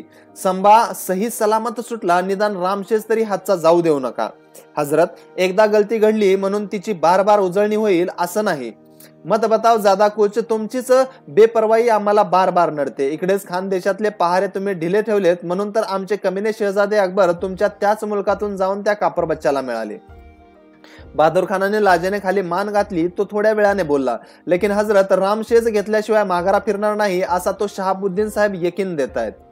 फिजूल यकीन द्यायला त्याचं काय जातं? एका छोट्या किल्ल्यासाठी आमच्या आबरूच्या दशा वाऱ्याला लागतात, त्याचं काय? आमच्या लष्कराचं मनोधैर्य आम्हाला खचू द्यायचं नाही. जरूरत पडली तर तुम्ही दोघे मिळून काही दिवस कोशिश करून पहा, आमची हरकत नाही. बहादूर खानाने आणि आपले बाजारबुनगे आणि सोबतचे जाडजूड सामान बहादूरगडावर ठेवले. तो तातडीने नाशिककडे आगेकूच करू लागला. ती वार्ता रायगडाकडे समजली. संभाजीराजांनी शहापूरजवळ माहुलीच्या किल्ल्यात आपली शिबंदी ठेवली होतीच. रुपाजी भोसले आणि मानाजी मोरे यांच्या सुमारे 8,000ची पथके रामशेजकडे धावली. पातशाने बहादूर खानाकडे 15,000ची फौज दिली होती. बहादूर खान प्रथम पायथ्याला पोहोचला. मोगलांची पथके एकत्र आली. त्यांचे कडे फोडण्यासाठी मानाजी आणि रुपाजी तिकडे वेगाने सरकतायत ही बातमी सकाळी कळताच मुघली पथके शेवाने माघारी फिरली. दोन्ही फौजांशी गणेश गावाजवळच जंगडपकड जुंपली. अटीतटीची लढाई झाली. मराठ्यांची मोठी हानी झाली. तशी मानाजी आणि रुपाजीने माघार घेतली, परंतु दोघांच्याही फौजा आजूबाजूच्या मुलकातून पाळत ठेवत सावधपणे वावरत होत्या. शहाबुद्दीन मात्र यश घेतल्याशिवाय त्या रणातून माघार घ्यायला अजिबात तयार नव्हता. बुड्ढ्या बहादूर खानाशीही त्याची अखंड मसलत सुरूच होती. त्या सायंकाळी आपल्या मागच्या तळावर शहाबुद्दीन आणि बहादूर खान उभे होते. सायंकाळच्या भिरभिरत्या वाऱ्यात रामशेजच्या तटबंदीवर भगवा झेंडा फडकताना दिसत होता. त्याकडे ते दोघे शेपटी तुटलेल्या भुजंगासारखे गुरकावून पाहत होते. थकल्या म्हाताऱ्यासारखा सूर्य आकाशाची पश्चिम कडा हळूवार चालीने उतरत होता. अंधार पडला. दिवसभराच्या नियोजनानुसार मोगलांचे जवामर्द शिपाई हजारांच्या संख्येने एका बाजूला गोळा झाले. सर्वांना त्या दोघांनी इशारा केला, हलकेच धीम्या गतीनं दंगा फसाद करत किल्ल्याच्या महादरवाजाकडे चला. त्या बाजूच्या दमदम्यावरून आणि वरच्या लाकडी बुरुजावरून रात्रभर तोफगोळे उडवत राहायचं. किती वेळ? पुरी रात, शहाबुद्दीनने सांगितलं. रणहलगी वाजली. मशाले पेटल्या. अंधाराचा काळाकुट्ट पडदा फाडत घोष गगनाला भिडला. अल्लाहू अकबर, अल्लाहू अकबर. 10-12 हजारांची मुघली फौज गिल्ली करत पुढे सरकत होती. त्यामध्ये इराणी, तुराणी, रोहिले, दख्खनी अशा अनेक जाती होत्या. रामशेजवरचे मराठे हलग्या आणि ताशे लावून दिवट्यांच्या उजेडात भेसूर दिसणारा तो मेळा गडावरूनच पाहत होते. कितीही गोळागोळी होऊ दे, काळ्या कातळापासून बनवलेल्या रामशेजच्या पोलादी भिंती हलणार नाहीत याची मराठ्यांना खात्री होती. त्याच वेळी खाली तळाला वेगळेच नाट्य घडत होते. घोषबाजी करत जाणाऱ्या त्या मेळ्यात शहाबुद्दीन आणि बहादूर खान नव्हते. अंधाराचा फायदा घेऊन त्या दोघांनी घोडी सुसाट वेगाने पुढे धावत होती. त्यांच्या डाव्या उजव्या बाजूला मोजकेच साथीदार होते. रात्री पल्ल्याड्याच बाजूला आणखी 1000-1500 मुघल जमला होता. त्या गुप्त मेळाव्यात शहाबुद्दीन घोड्यावरून हलकेच खाली उतरला. तो हळू आवाजात बोलला, यार हो, कुणाची मशाल पेटवायची नाहीच, पण चिलीम अगर गुडगुडीसाठी सुद्धा गारकोटीवर चमक झाडू नका. जी हुजूर, प्रतिसाद झाला. ह्या अंधाऱ्या रात्री सापासारखे किल्ल्याच्या तट सरसर चढणारे गाजी आम्हाला हवेत. जिसे मौत चाहिए वही आगे आएगा, बहादूर खान बोलला. बघता बघता मुघलांचे 700-800 वीर पुढे उभे ठाकले. पलीकडच्या अंगाने तोप भांड्यांचा जोरदार आवाज ऐकू येत होता आणि इकडे अंधारात नजरबंदीचा एक नवा डाव रचला जात होता. तटावरून मराठे पायथ्याचे खेळ बघत होते, त्या रणलंग्यांच्या जल्लोषाचा आनंद लुटत होते. लोकांच्या गर्दीमागे म्हातारा सूर्याजी जिथे उभ्या होता, त्याच्या घोड्यावरची मांड पक्की होती. तो पुढची गंमत बघून दाढेखाली खुशीने तंबाखूची चिमूट ठेवत होता. त्याचा मेहना सुभाना सूर्याजीला बोलला, दाजी, ही माकडं आज लयच का हो नाचत्यात? सूर्याजीने तोंडातली तंबाखू पचकन बाजूला थुंकून टाकली. तो हळूच बोलला, सुभान्या, गड्या बरी याद दिलीस. शेलार मामा संग कोंडाण्यावरची लढाई खेळत होतो, तेव्हा शेलार मामाने एक शहाणपणाची गोष्ट सांगितली होती. कोणती? ते म्हणाले, ज्या पहाटे कोंबड्या रोजच्यापेक्षा जादा सूर लावून ओरडतो तेव्हा समजायचं कोंबडं माझावर आलंय. आज भी नक्कीच काहीतरी गडबड आहे. देखावा बघणाऱ्या पुढच्या फळीला सूर्याजीरावांना तसेच उभे राहू दिलं. बाकीच्यांना हळूच इशारे केले. बघता बघता 200 जण तेथून गुपचूप अंधारात मागच्या मागे पसार झाले.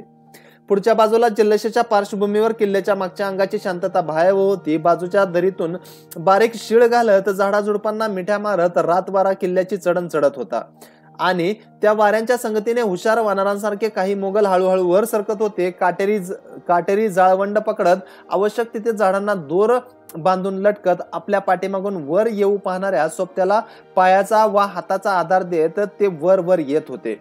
शेवटी तिघे चौघे एकदाचे वर आले. त्यांची डोकी हळूच तटाच्या वर दिसण्याचा अवकाश मराठ्यांच्या हातातल्या गोपनीचे रबर लांबले. सटासट मोठाले गोटे मस्तकात बसले. अल्ला, अरे भागो, अशा करून किंकाळ्यांनी रान भरले. ते तडाखे असे जोरकस होते की काही जणांचे डोळेच बाहेर आले. वर चढणारे धडाधड खाली कोसळू लागले. तसा सूर्याजी म्हाताऱ्याने जयघोष केला, हर हर महादेव, संभाजी महाराज की जय, शिवाजी महाराज की जय. वर तटाला घात झाल्याचे खाली शहाबुद्दीनला ध्यानात आले. तोवर मराठे पुढे धावले. तलवारीच्या नजरेच्या टप्प्यात असणाऱ्यांना त्यांनी वरच्या वर सपासप कापून काढले. उरलेले झाडांच्या दोरांचा आधार घेऊन खाली धावू लागले. तोच बुरजावून मोठमोठे दगड तेलात भिजवून पेटवलेली तरडी खाली पडू लागली. काही जण दगडांचे तर काही जण आगीचे शिकार झाले. 400 मोगल जवानांपैकी फार तर 20-25 जण बचावले असतील. बाकी साऱ्यांना त्या भयानक रात्रीने गिळून टाकले होते. आदल्या रात्रीच्या जागरणाने शहाबुद्दीन खान थकला होता. तो दिवसभर आपल्या शिबिरात विसावा घेत होता, पण पराभवाने त्याचे मस्तक नुसते भनभनत होते. त्याच्या तळावर दिवसभर बांधाबांध सुरू होती. गोटाच्या कानाती आणि दोऱ्याही गुंडाळल्या जात होत्या. मधूनच त्याचे दुखावलेले डोळे किल्ल्याकडे गुरकावून पाहत समोरचा कातळ तो दरवाजा बुरुज बघताना तो मनातून खूप संतापे. ह्या अशुभ रानात थांबायची आता त्याची बिलकुल इच्छा नव्हती. आज रात्रीचा मुक्काम त्याला नाशिक जवळ करायचा होता. शहाबुद्दीनने घोड्यावर मांड ठोकता ठोकता आपल्या लाकडी बुरुजाकडे पाहिले. तशीच त्याच्या अंगाची लाही लाही झाली. त्याने हातची बांधाबांध बाजूला टाकली. सोबत 100-500 सैनिक घेतले आणि तो त्या लाकडी बुरुजाकडे धावला. तो बुरुज उभारण्यासाठी हजारो कारागीर 3 महिने राबले होते, मात्र त्या कशाचीही शहाबुद्दीनला आता फिकीर नव्हती. त्याने आपल्या साथीदारांना गवताच्या गंजी, कडब्याचे भारे, करवंदीच्या फेसाठी पुढे आणायला भाग पाडले. बुरुजाच्या चारी बाजूंनी गवत पसरले. शहाबुद्दीनचा चेहरा संतापाने लालबुंद झाला होता. डोळ्यातले आसवे पुसतच त्याने गारगोटीवर चमक झाडली. आग पेटली. रानगवताने निमिषार्धातच पेट घेतला. त्यामध्ये तो बुरुज धडाधडा जळू लागला. तेव्हा तिन्ही सांजेचा बहादूर खान तिथे धावला. शहाबुद्दीनचा हात पकडून विचारू लागला, क्या पागल बन चुके हो? नाही खान साहब, माझ्या अशुभ हातांनी एकही निशाणी मला इथे बाकी ठेवायची नव्हती. आपण नव्यानेच सारे डाव रचा. अल्लाला आणि पातशाला फते द्या. रात्री तो महाकाय बुरुज धाड जळत होता. त्याच्या प्रकाशाचा शेपटा चौफेर पसरला होता. त्या रानातून शहाबुद्दीनची घोडी माघारा वळली होती. आपल्या डोळ्यातून दाढीत झिरपणारी आसवे शहाबुद्दीन मोठ्या कष्टाने पुसत होता. महाराष्ट्रभर जागोजाग मुघली फौजांनी आणि मराठी पथकांनी हमरी-तुमरी चालली होती. दोन्ही बाजूंनी अनेक जागी झेंडे गाडले होते, तसेच ते उखडलेही होते. पण रामशेजच्या भोवतीची मोगली दर्या आटला नव्हता. तटावरचे मराठी मधमाशांसारखा चावा घेत कोणालाही वर सरकू देत नसत. नेहमीसारखा बहादूर खान कोकलताश हाताश होऊन किल्ल्याकडे पाहत होता. त्याच्या मोतद्दाराला आपल्या धन्याची ती अवस्था बघवेनात. न राहून तो दबक्या आवाजात बोलला, अजी हुजूर, छोटा मुंह बडी बात करता हूं. का उगाच वक्त बर्बाद करता? सलाह घ्या एखाद्या मांत्रिकाची. चुप बैठ बेवकूफ, खान कडाडला. लेकिन हुजूर, मरगट्यांना भूत वश असतात म्हणून म्हटलं. बहादूर खानाने आपल्या मतदाराकडे जळजळीत कटाक्ष टाकला. एखाद्या फाटक्या गबाळ्या मनुष्याने असे धाडस करायचे म्हणजे काय? काही का असेना, परंतु बहादूर खान अधिक सावध झाला. जिद्दीने बोलला, ही मरगट्यांची माणसे नव्हे तर भूतही मी वठणीवर आणून दाखवतो. त्यांच्या रसदीचे सारे मार्ग असे लिंपून टाकतो की किती दिवस किल्ला लढवतात तेच मला बघायचंय. बहादूर खान मराठ्यांच्या रसद रेषेचा खूप शोध घेऊ लागला. रामशेज पासून जवळच त्र्यंबकगड होता. तेथे मोरोपंत पेशव्यांचे बंधू केसो त्रिमल किल्लेदार होते. तिकडून मराठ्यांना आधेमध्ये चोरटी मदत येते असे त्याला समजले. मधूनच त्र्यंबकच्या दिशेला खानाने मुद्दामच कडी नजर ठेवली. बाहेरून येणारी चोरटी रसद पूर्णतः बंद झाली. रामशेजच्या शिबंदीला वाईट दिवस आले. रुपाजी आणि मानाजींच्या तुकड्या किल्ल्याभोवती परिघातून खूप लांबून लांबून फिरत होत्या. बहादूर खान त्यांना भांग पाडू देत नव्हता. रसद आणि बारूद मराठ्यांच्या गोड्यावर लादले होते, पण किल्ल्याकडच्या काही भुयारी वाटाही अजिबात बंद झाल्या होत्या. त्यामुळे रुपाजी मानाजी तर गडबडलेच, परंतु रायगडच्या फडावर येसुबाई महाराणी खूप चिंतातूर झाल्या. आपल्या जिद्दी शिबंदीला भुके मरू देणे लज्जास्पद होतं. मार्ग तर सापडत नव्हते. गडावर फाके पडू लागले. जनावरे माणसे खंगू लागली. घासदाणा न मिळालेल्या पाखरासारखी सारी शिबंदी वर सुकवून मारतो अशा बहादूर खान पैजा मारू लागला. तितक्यात कल्याणकडे मोहिमेवर आलेल्या शंभूराजांनी मानाजीला तातडीने बोलावून घेतले. इकडे 4-2 दिवसात रामशेज आपल्या समोर गुडघे टेकेल या अपेक्षेने खान खूप सुखावला. मध्ये अचानक 2 दिवस अवेळी पाऊस झाला. त्यामुळे सकाळ संध्याकाळ रामशेजचा परिसर धुक्यात बुडू लागला. चंदरे दुलयेत किल्ला दीर्घकाळ चाच पडू लागला. त्यातच एके रात्री अचानक एका बाजूने नाकातले बाल जळतील अशा दुर्गंधी येऊ लागल्या. त्या मेल्या कुजल्या जनावरांच्या आणि माणसांच्या वासाने तळाचे मोगल हैराण झाले. भडाभड ओकू लागले. जनावरेही घासदाण्याला तोंड लावेनात. बहादूर खानाने फक्त एका रात्रीपुरते त्या बाजूचे पहारे ढिले केले. आपल्या फौजा काढून काही अंतरावर पेरल्या. दुसऱ्या दिवसापासून किल्ल्यावरचा रंगच बदलला. तटावरची शिबंदी ताजी तवानी दिसू लागली. इतकेच नव्हे तर नव्या दमाचे 300-400 शिपाई समोर दिसू लागले. तसा बहादूर खान दास्तावला. मराठ्यांनी दगाफटका केल्याचा त्याला संशय आला. कदाचित भुताटकीही झाली असेल, कोणी सांगावे, त्याला वाटू लागले. खानाच्या काळवंडलेल्या चेहऱ्याकडे त्याचा मोत्तद्दार निरखून पाहत होता. ते लक्षात येताच बहादूर खान लगबगीने पुढे धावला. आपल्या सेवकाचा हात पकडून विचारू लागला, मिया सच बात है, मरगट्ट्यांना भूते सामील असतात, यावर इलाज?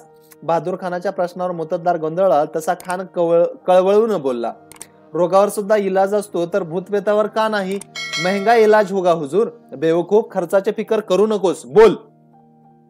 त्याच दिवशी मोत्तद्दाराने एका मांत्रिकाला खानापुढे उभे केले. मांत्रिक आत्मविश्वासाने बोलले, खान साहेब, फक्त 100 तुळे सोन्याचा एक साप मला बनवून द्या आणि मग या माझ्या मागोमाग या त्या किल्ल्याच्या दरवाजांपर्यंत. बघा आपोआप कसा दरवाजाच्या बिजागऱ्या निखळून पडतात ते. नाशिकाच्या सोनाराकडे तातडीचे ते शाही काम सोपवले गेले. भट्टीत सुवर्ण सर्प तयार होऊ लागला. 5-6चे तगादे तर रोजचेच होते. आपण रामशेज पत्ते करण्यासाठी काय काय कोशिश करतो आहोत याचा अखबार खानाने आलमगीराकडे पाठवून दिला. त्यामध्ये अगदी सोन्याच्या सापापर्यंत सर्व बारीक सारीक गोष्टींची नोंद होती. तो मांत्रिक त्या दिवशी खूप उत्साहात होता. हातातला 100 तुळ्यांचा सर्पराज बेहोशीने नाचवत होता. आपल्या जादूच्या कांडीसारख्या दरवाजा आपोआप उघडेल या इराद्याने सारेजण मांत्रिकाच्या आणि मोत्तद्दाराच्या पाठोपाठ झपाट्याने पुढे निघाले. सोबत स्वारराव तर हौशे आणि स्वतः बहादूर खान ही होता. तो कल्ला एकदाचा कसाबसा किल्ल्याच्या तळापाशी पोचला. तोच तटावरून गोपनगोंडे उडू लागले. एक जोरकस दगड मोत्तद्दाराच्या छातीवर बसला. तशी चक्कर येऊन तो खाली कोसळला. दुसऱ्या गोळ्याने मांत्रिकाच्या कपाळावर सनकन रट्टा दिला. तसा त्याच्या हातातून तो सुवर्ण सर्प उडाला. या अल्लाह करत आपले रक्ताने भिजलेले कपाळ एका हाताने धरत तो मोठ्याने तो मागे ठ्या पळाला. त्याच्या पाठोपाठ बाकीचे पळू लागले. वरून दगडांचा मारा सुरू झाला. रामशेजची तटबंदी खो खो हसू लागली. 5-6ने काही दिवसातच आपल्या दूधभावाची खान जहान बहादूर खान कोकलताशी खूप हजेरी घेतली होती. मनुष्याच्या वाढत्या वयाबरोबर त्याची अक्कलही वाढावी तशी उमेद असते. तुमच्या बाबत मात्र उलट घडू लागलं आहे. तुमची उमर ताडासारखी वाढते आहे, पण तुमची अक्कल मात्र खुरटली आहे.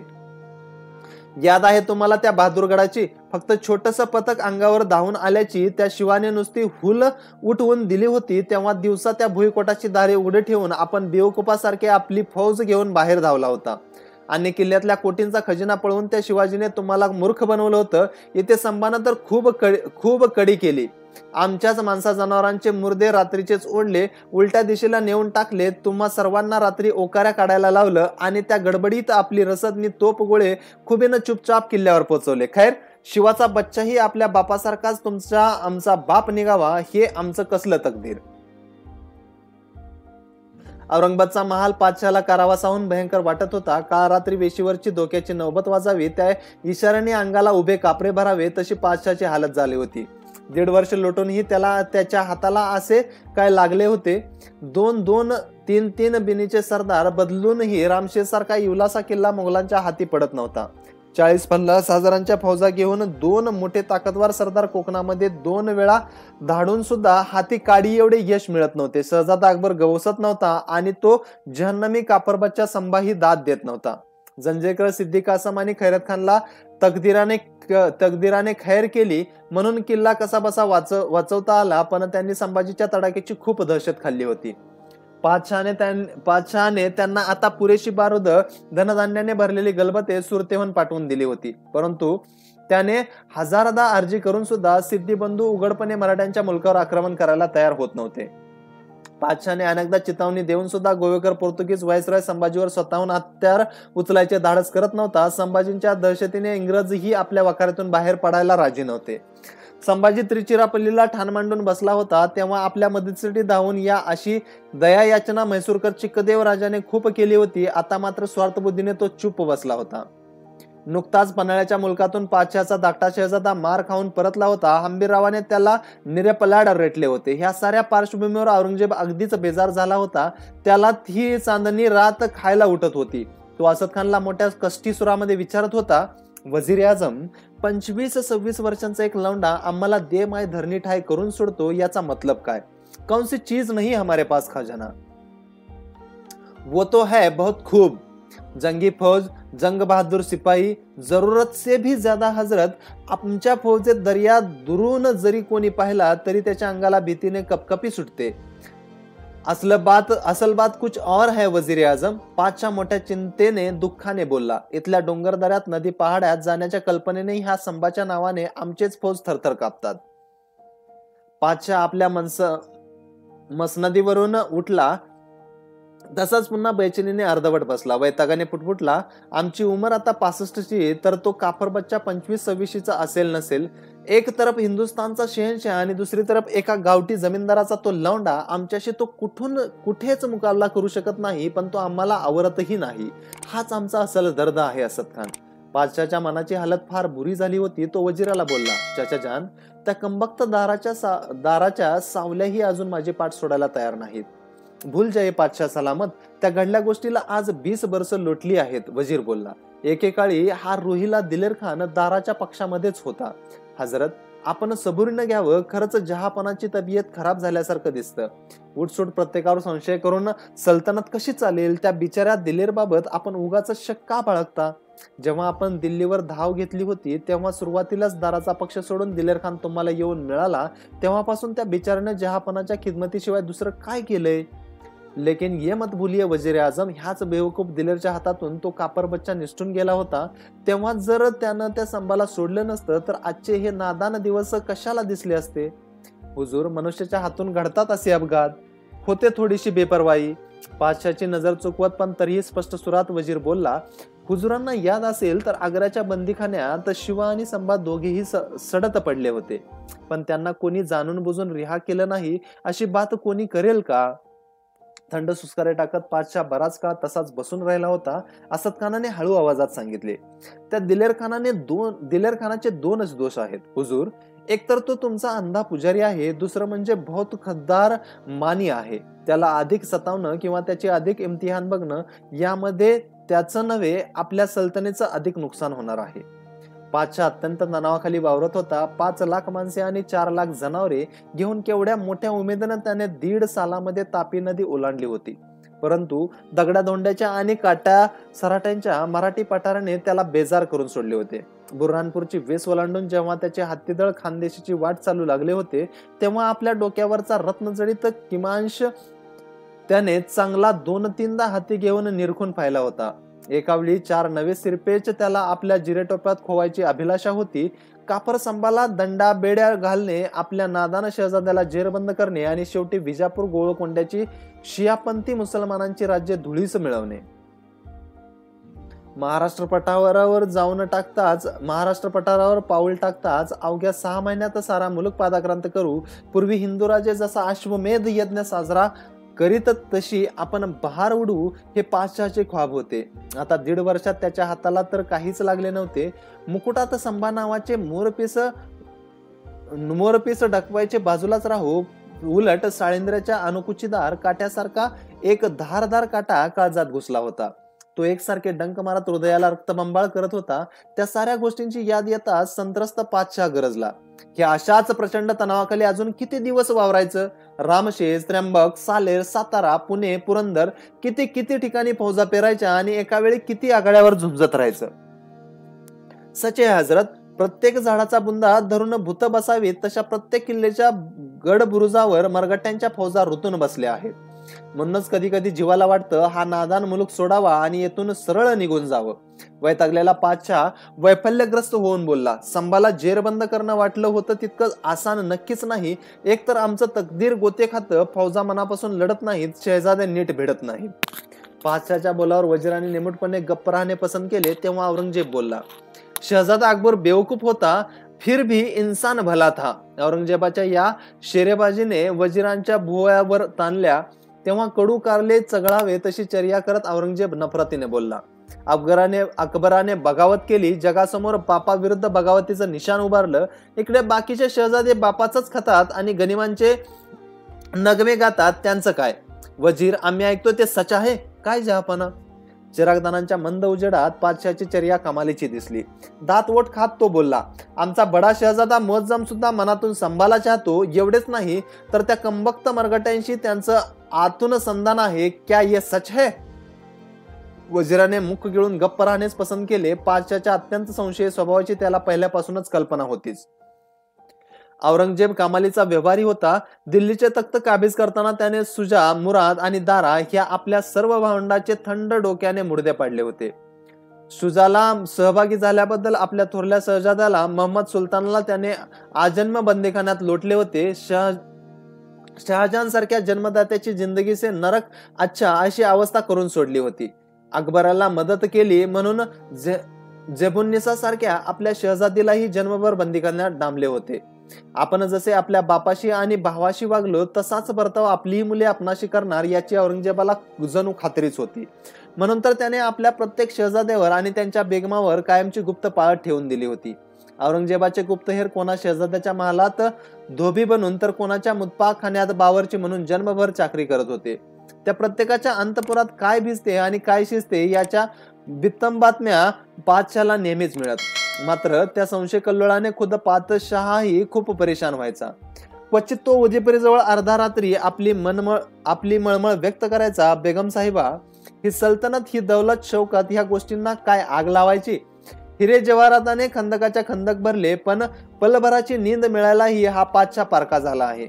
बेगम साहेबा, आमच्यापेक्षा मशिदींच्या पायऱ्यांवर झोपणारे नंगे फकीर, तिथल्या मैदानात आळस झाडणारी मुकी कुत्री सुद्धा किती तकदीरवाली.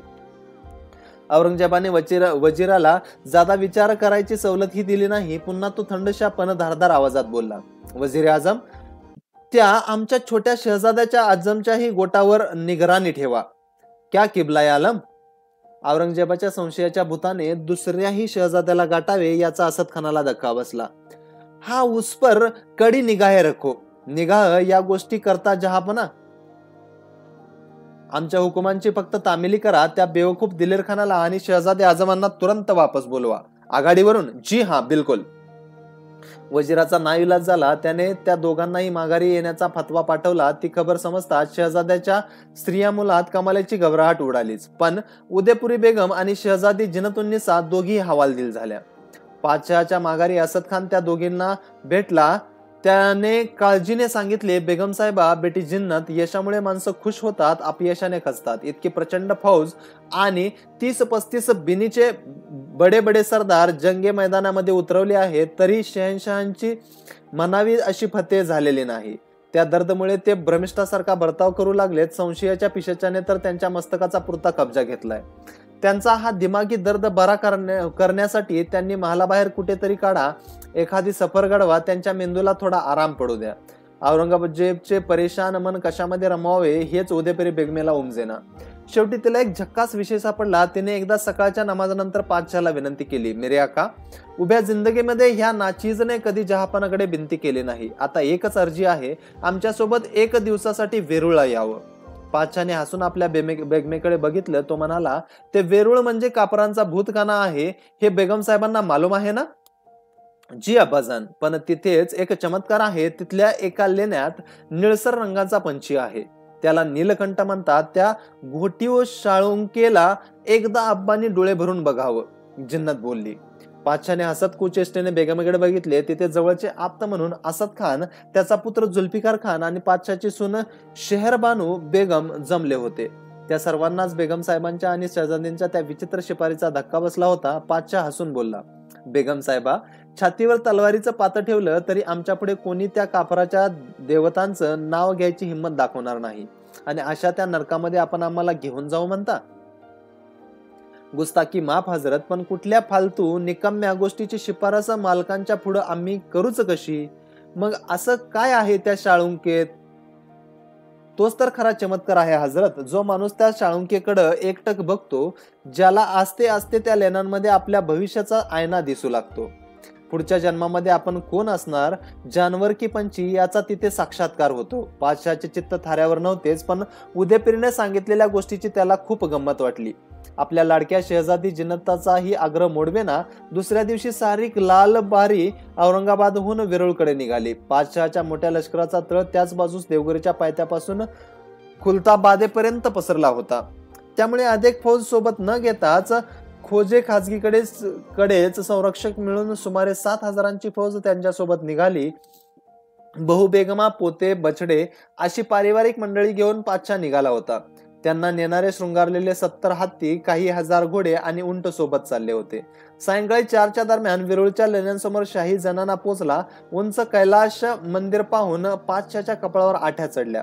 तो जुल्फिकारला म्हणाला, बेटे, संभासकट या मरगट्यांची हड्डी नरम केली की याद कर, आम्ही ह्या कैलाश मंदिराच्या जागी एक खूबसूरत मस्जिद बांधू. शेवटी सारी मंडळी एकदाची त्या शाळुंकेजवळ जाऊन पोहोचली. घोटीव रंगातल्या त्या नीलकाय पक्षाकडे औरंगजेब पुन्हा पुन्हा डोळे फाडून बघत होता. बराच वेळ त्याला काही स्पष्ट दिसेनाच. एकदाचे त्याला शाळुंकेच्या जागेवर काहीतरी अस्पष्ट असे दिसले. तसा तो चमकला नव्हे, त्याची चर्या कावरी बावरी झाली. त्याने कपाळावरचा घाम पुसला, पुन्हा एकदा बारीक नजरेने शाळुंका पाहून घेतली आणि तो मोठ्याने ओरडला, पागल कही के चलो भागो यहां से दूर, काफरों के इस कब्रस्ताने से. पातशाने आपला एक छोटासा बिछवा वेरूळच्या लेण्यांसमोरच ठोकायचा हुकूम दिला. तिथल्या देवदेवतांना नर्तन करणारे यक्षकिन्नर, पाषाणात कोरलेले पशुपक्षी, ह्या साऱ्यांच्या गोष्टीचा त्याला भयंकर संताप आला होता. त्याने बेलदार आणि कामट्यांच्या टोळ्या पुढे बोलवल्या आणि तात्काळ समोरील सर्व लेण्यांची नासधूस करायचा हुकूम दिला. तशी कामट्यांची हत्यारे उगारली गेली. देवतांच्या लहान मोठ्या नक्षीदार मूर्ती, पाषाणात कोरलेले पशुपक्षी, सर्वांचा विध्वंस सुरू झाला. कैलाश मंदिराच्या आवारात हत्तीचे अनेक चित्रे पाषाणावर कोरली गेली होती. मूर्ती होत्या. बेलदारांच्या बळकट घनाने हत्तींची मुंडकी उडवली गेली. सर्वत्र धूळ धाळ माजू लागली. ती कारागिरी, त्या देवता, ती नक्षी दुश्मनांनी असली म्हणून काय झालं, त्या निर्मितीमध्ये अपूर्व अभिजात असे काहीतरी दडले असल्याची जाणीव उदयपुरीला नक्कीच झाली होती. उदयपुरी बेगणीच्या सुमारीमुळेच आपण या नरकपुरीमध्ये येऊन पोचलो अशी पातशाची भावना होती. त्यामुळे संतापलेल्या पातशाला 4 सबुरीच्या गोष्टीही सांगणे तिला जमत नव्हते. तरीही बेगम पातशाला बोलली, हजरत, याची आपण ज्यादा तकलीफ करून घेऊ नका. भूताखेतांची भरलेला हा काफरांचा डोंगर आहे, तो तोडून विद्रूप करा. न तुटेना तर जाळून बेचिराग करा. आपण का तसदी घेता अब्बा? आपले जुल्फिकार उरकतील हे काम. आपण आपल्या बदनमध्ये आधीच बारीकसा बुखार आहे. आपण इथून निघावं, शहजादीनं सल्ला दिला. उदयपुरीनं गोड बोलून पातशाला त्या पर्वताजवळून दूर नेले. त्या रात्री पातशाच्या डेरा वेरूजवळ गावाजवळच पडला होता. अत्यंत अभेद्य कठीण पाषाणातल्या त्या प्रचंड मूर्ती फोडणे एवढे सोपे काम नव्हते. कारागिरांच्या काही पिढ्यांनी रक्तगाम गाळून ते वैभव उभे केले होते. मोगलांचे बेलदार कामाटीत बराच वेळ प्रहार करून थकले. त्यांच्या हातामध्ये रक्त साकळले. बऱ्याच छोट्या मोठ्या मूर्ती ते विद्रूप करू शकले, परंतु अजूनही भव्य कमानी, सभामंडप, मंदिरे तशीच उभी होती. पागल पातशाची समजूत काढण्याचे जुल्फिकारने ठरवले. त्याने आपल्या लष्कराकरवी गवताचे भारे आणि कडब्याने भरलेल्या बैलगाड्या आणल्या. मंदिरात पिंजर, गवत, काडे भरले. मंदिराचे गच्च भरून ते सारे सामान पेटवून दिले. रात्रीचे आगीचे लोळ आकाशाकडे झेपावत होते. अनेक मूर्ती घणांच्या प्रहारातून वाचल्या, पण भिंतीवरच्या अमर चित्रांची, त्याच्या रंगाची आग अपरिमित हानी करून गेली. वेरूळच्या लेण्यांमधून बाहेर पडणारे आगीचे लोळे पातशाह आपल्या डेऱ्यातून पाहत होता. आता त्याची तब्येत खुश झाली होती. 2 दिवसानंतर उदयपुरीनं पातशाहची थोडी ठीक मनस्थिती पाहिली. खाजगीकडे कोणी अगदी जिनत सुद्धा नसल्याचा अंदाज घेतला. मगच दबक्या सुरात तिने पातशाहला प्रश्न करायचे धाडस केले. हजरत, त्या दिवशी वेरूळात आपण इतका गुस्सा का केलात? असं काय बघितलं होतं त्या शाळुंकेत? सुवर डुक्कर थंडपणे औरंगजेब बेगमलाच उलटा सवाल विचारू लागला. क्या मैं इतना पापी हूं कि अगले जन्म में सुअर बन जाऊं? पातशाहच्या त्या सवालावर बेगम काहीच बोलली नाही. औरंगजेबाच्या गोटात कमालीचा सन्नाटा पसरला होता. पातशाहने कासिम खान, रणमस्त खान, पन्नी खान, जहान खान, बक्षी बरामद खान, मोहम्मद अमीन, असद खान, जुल्फिकार खान अशा आपल्या सर्व बिनीच्या सरदारांना आणि निवडक मुलकी अंमलदारांना महत्वाच्या मसलतीसाठी बोलावून घेतले होते. परंतु सारेजण मनातून कमालीचे घाबरून गेलेले. अलीकडच्या पातशाहच्या अशी लहरी, चंचल आणि इतकी संशय मनस्थिती कोणीही कधी बघितली नव्हती. दिलेर खानासारख्या पातशाहच्या जन्मभराच्या सेवकाची हालत बुरी झाली होती. त्याला आघाडीवरून परत बोलावले गेले होते. त्याच्या आगेमागे पातशाहचे खास 5,000चे पथक होते. अद्यापही त्याच्या हातामध्ये बेड्या ठोकल्या गेल्या नव्हत्या, पण तो दिवसही आता दूर राहिला नव्हता. त्याची पूर्ती बेआबरू करत त्याला जुलमाने जवळजवळ उडूनच वापस आणले जात होते. वापसीच्या प्रवासात रात्री त्याच्या डेऱ्याभोवती चौक्या पहारे बसवले जात होते. त्या प्रकारे पातशाहच्या बहुबेगमात त्याच्या वाऱ्यालाही उभ्या राहत नव्हत्या. पण त्याला जलपात्र आणून देणारे, खाना वाढणारे बावरची, मदतनीस, खोजे सुद्धा हबकून गेले होते. पातशाहने त्यांच्याकडे एखाद्या वस्तू मागितली तरी ते चळाचळा कापत होते. पातशाहची चर्या खिन्न होती. त्याने हास्याचा उसना आवा आणला तरी तो त्याला जमत नव्हता. तो उदासवाना सुरात बोलला, खैर, असद खान, गेली 1.5-2 वर्ष संभाच्या त्या नादान मुलकामध्ये इतनी बडी फौज घेऊन आम्ही गरगर फिरतो आहोत. अगदी भेड बकरी घेऊन रानोमाळा भटकणाऱ्या धनगरासारखे हिंडतो आहोत. पण सांगा, काय लागलं आमच्या हाताला? एक वेळ सह्याद्रीच्या पहाडीतल्या त्या कापर बच्च्याला उडदंग मी समजू शकतो, पण तिकडे अहमदनगर आणि वराडपर्यंत तो हंबीर खविसासारखा रात दिन धावतोय. 10-15 हजारांची फौज घेऊन आमची ठाणी बेचिराग करतोय. हजरत, वो हंबीर मामा तो पुरा शैतान है. त्याच्या घोड्यांच्या पायात आसमानातल्या बिजलीचे तोडे बांधलेले आहेत. असं दुश्मनच काय, आमचे शिपाई उघड बोलतात. मुसद खान मध्येच उठून बोलला, बैठ जाओ मूर्ख, ये तो उस काफिर की बदनामी नहीं, तारीफ है बेवकूफ. पातशाह गरजला. आज पातशाहचा रुद्रावतार पाहण्यासारखा झाला होता. असद खान ही घाबरून गेला होता. त्याच्याही तोंडातून शब्द फुटेना. औरंगजेबाने आपली नजर सर्वांवर जशी फिरवली तशी सर्वांनीच आपली अंगे चोरली. पातशाह टणकत्या सुरात बोलला, आखिर मैं भी इंसान हूं. तुम्ही दख्खनमध्ये 1 दिवसात खूप बडी फतेह हासिल करा असा मला म्हणायचं नाही. माझा सवाल फक्त इतकाच आहे, जुल्फिकार खान. जी मेरे आका. जुल्फिकारने अदरापोटी जागेवरच गुडघे टेकले. सिर्फ इतना ही बता दो, गेल्या 1.5-2 वर्षात त्या कापर संभाच्या चेहऱ्यावर एकदा तरी खरोश आली आहे का? क्यों? पातशाहच्या त्या रोकटोक सवालाबरोबर जुल्फिकारच नव्हे तर प्रत्येकाची मान शर्मेने खाली झुकली. सर्वांच्याच वाचा बसल्यासारखे झालेली. पातशाह हळूच बैठकीतून उठला. त्याने अत्यंत कोरड्या शब्दात इतकंच सांगितलं, आता माझ्यापुरता मी फैसला करतो आहे, मैं वापस जा रहा हूं. पातशाहच्या थंडगार वाक्याने सर्वांच्या अंगावर विजेचा लोळ कोसळल्यासारखे झाले. बावऱ्या घाबऱ्या नजरेने सारे एकमेकांकडे आणि पुन्हा पातशाहकडे पाहू लागले. प्रत्येकाच्याच नजरेतल्या घाबऱ्या प्रश्नचिन्हांना पातशाहने पुन्हा एक जबाब देऊन टाकला, मैं दिल्ली वापस जा रहा हूं. मोहिमेची जिम्मेदारी सांभाळायला शहजादा मोअज्जम, आमचे बहादूर खान कोकलताज साहब, ये वजीर आजम असद खान और आप सब काबिल है. औरंगजेब आपल्या उच्चासनाच्या पायऱ्या उतरून हळूवार पावले टाकीत खाली आला. औरंगजेबाचे ते नेहमीचे दटावणे किंवा धमकावणे नव्हते. अलीकडच्या काही दिवसातील त्याची झालेली मनोवस्था, चंचलता, अपयशाने आलेली घोर निराशा या सर्वांचा हा परिपाक होता.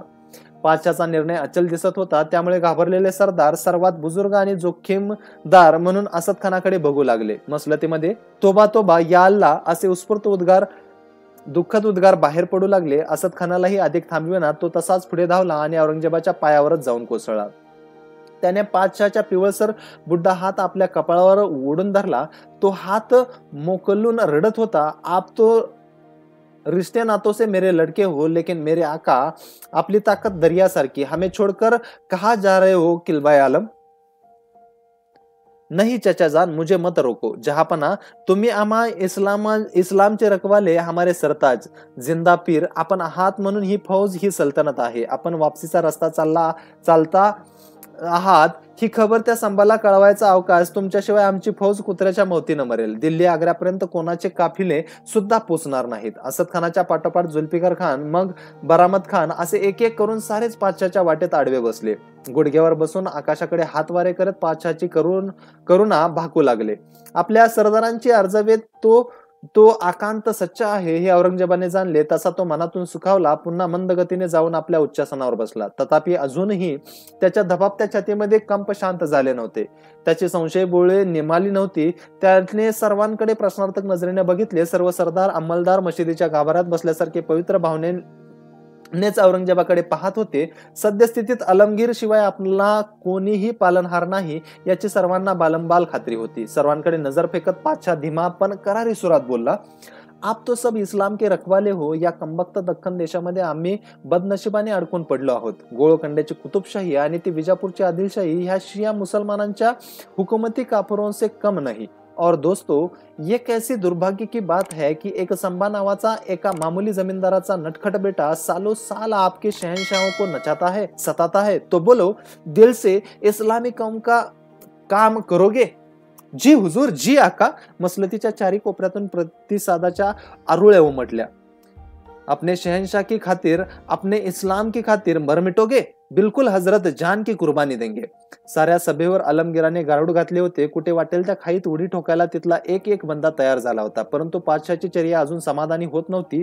त्याने आपल्या डोक्यावरचा सरताज किमांश आपल्या हातामध्ये घेतला. त्या भरजरी जिरे टोपावरची कलाकुसर केवळ अपूर्व होती. त्यामुळे अत्यंत महागड्या हिऱ्यापासूनच्या लहडी जडवल्या होत्या.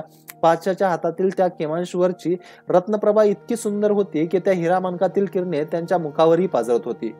डोळ्याच्या पाते लवते न लवते तोच औरंगजेबाने तो किमांश हातामध्ये उंच धरला आणि दुसऱ्या क्षणी तो डाव्या बाजूला जोराने फेकून दिला.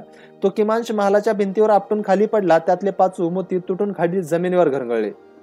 बैठकीच्या उच्चासनावर औरंगजेब ताटमानेने उभा होता. त्याच्या डोळ्यातला निर्धार, त्याच्या वळलेल्या मुठी, त्याची फुगलेली छाती, चेहऱ्यावरच्या तटतटून गेलेला शिरा, त्या 65 वर्षाच्या शहंशाच्या दिमाग काही औरच होता. त्याच्या डोईवरच्या केसांचा सोनेरी पांढरा बटा आणि निर्धाराने लवलवणारे डोळे केवळ कोणालाही भुरळ घालणारे होते. त्या खाली घरंगळून पडलेल्या केमांशकडे त्याने हात केला. तशा सर्वांच्या नजरा तिकडे गरकनवळल्या. तेवढ्यात एखाद्या महावृक्षाची फांदी कडकडून मोडावी, खाली पडावी तसा पातशाह गरजला. इस्लाम के रखवालो, दोस्तों, ये लो इस आलमगीर की कसम. जोपर्यंत त्या कापरबाच्या संभाला आम्ही ह्या दख्खन मधून हद्दपार करणार नाही, अगर त्याची बोटी बोटी करणार नाही, त्याला जिंदा फाडणार नाही, तोवर हा किमांश, हा राजमुकुट मी माझ्या मस्तकावर पेहरणार नाही. आजच्या भागात इतकं. चला तर मग भेटूयात पुढच्या भागात. जर तुम्ही या अगोदरचा भाग मिस केले असतील किंवा ऐकले नसतील तर त्याची जी लिंक आहे ती मी खाली डिस्क्रिप्शन बॉक्समध्ये देतोय. तिथं जाऊन ते तुम्ही नक्की ऐकू शकताय. आणि जर पुढचे येणारे भाग आपल्याला मिस करायचे नसतील किंवा आमचा उत्साह जर तुम्हाला वाढवायचा असेल आणि हे जे आपण ऑडिओ बुक्स देतो हे जर तुम्हाला आवडत असतील तर प्लीज आपला जो चॅनल आहे त्या चॅनलला सबस्क्राईब करा आणि त्याच्या बाजूचं जे बेल आयकॉन आहे ते प्रेस करा, जेणेकरून इथून पुढे येणारे सगळे जे भाग आहेत त्याचं नोटिफिकेशन आपल्याला सगळ्यात अगोदर मिळेल. धन्यवाद. Appreciate our efforts by subscribing to our channel. Thank you.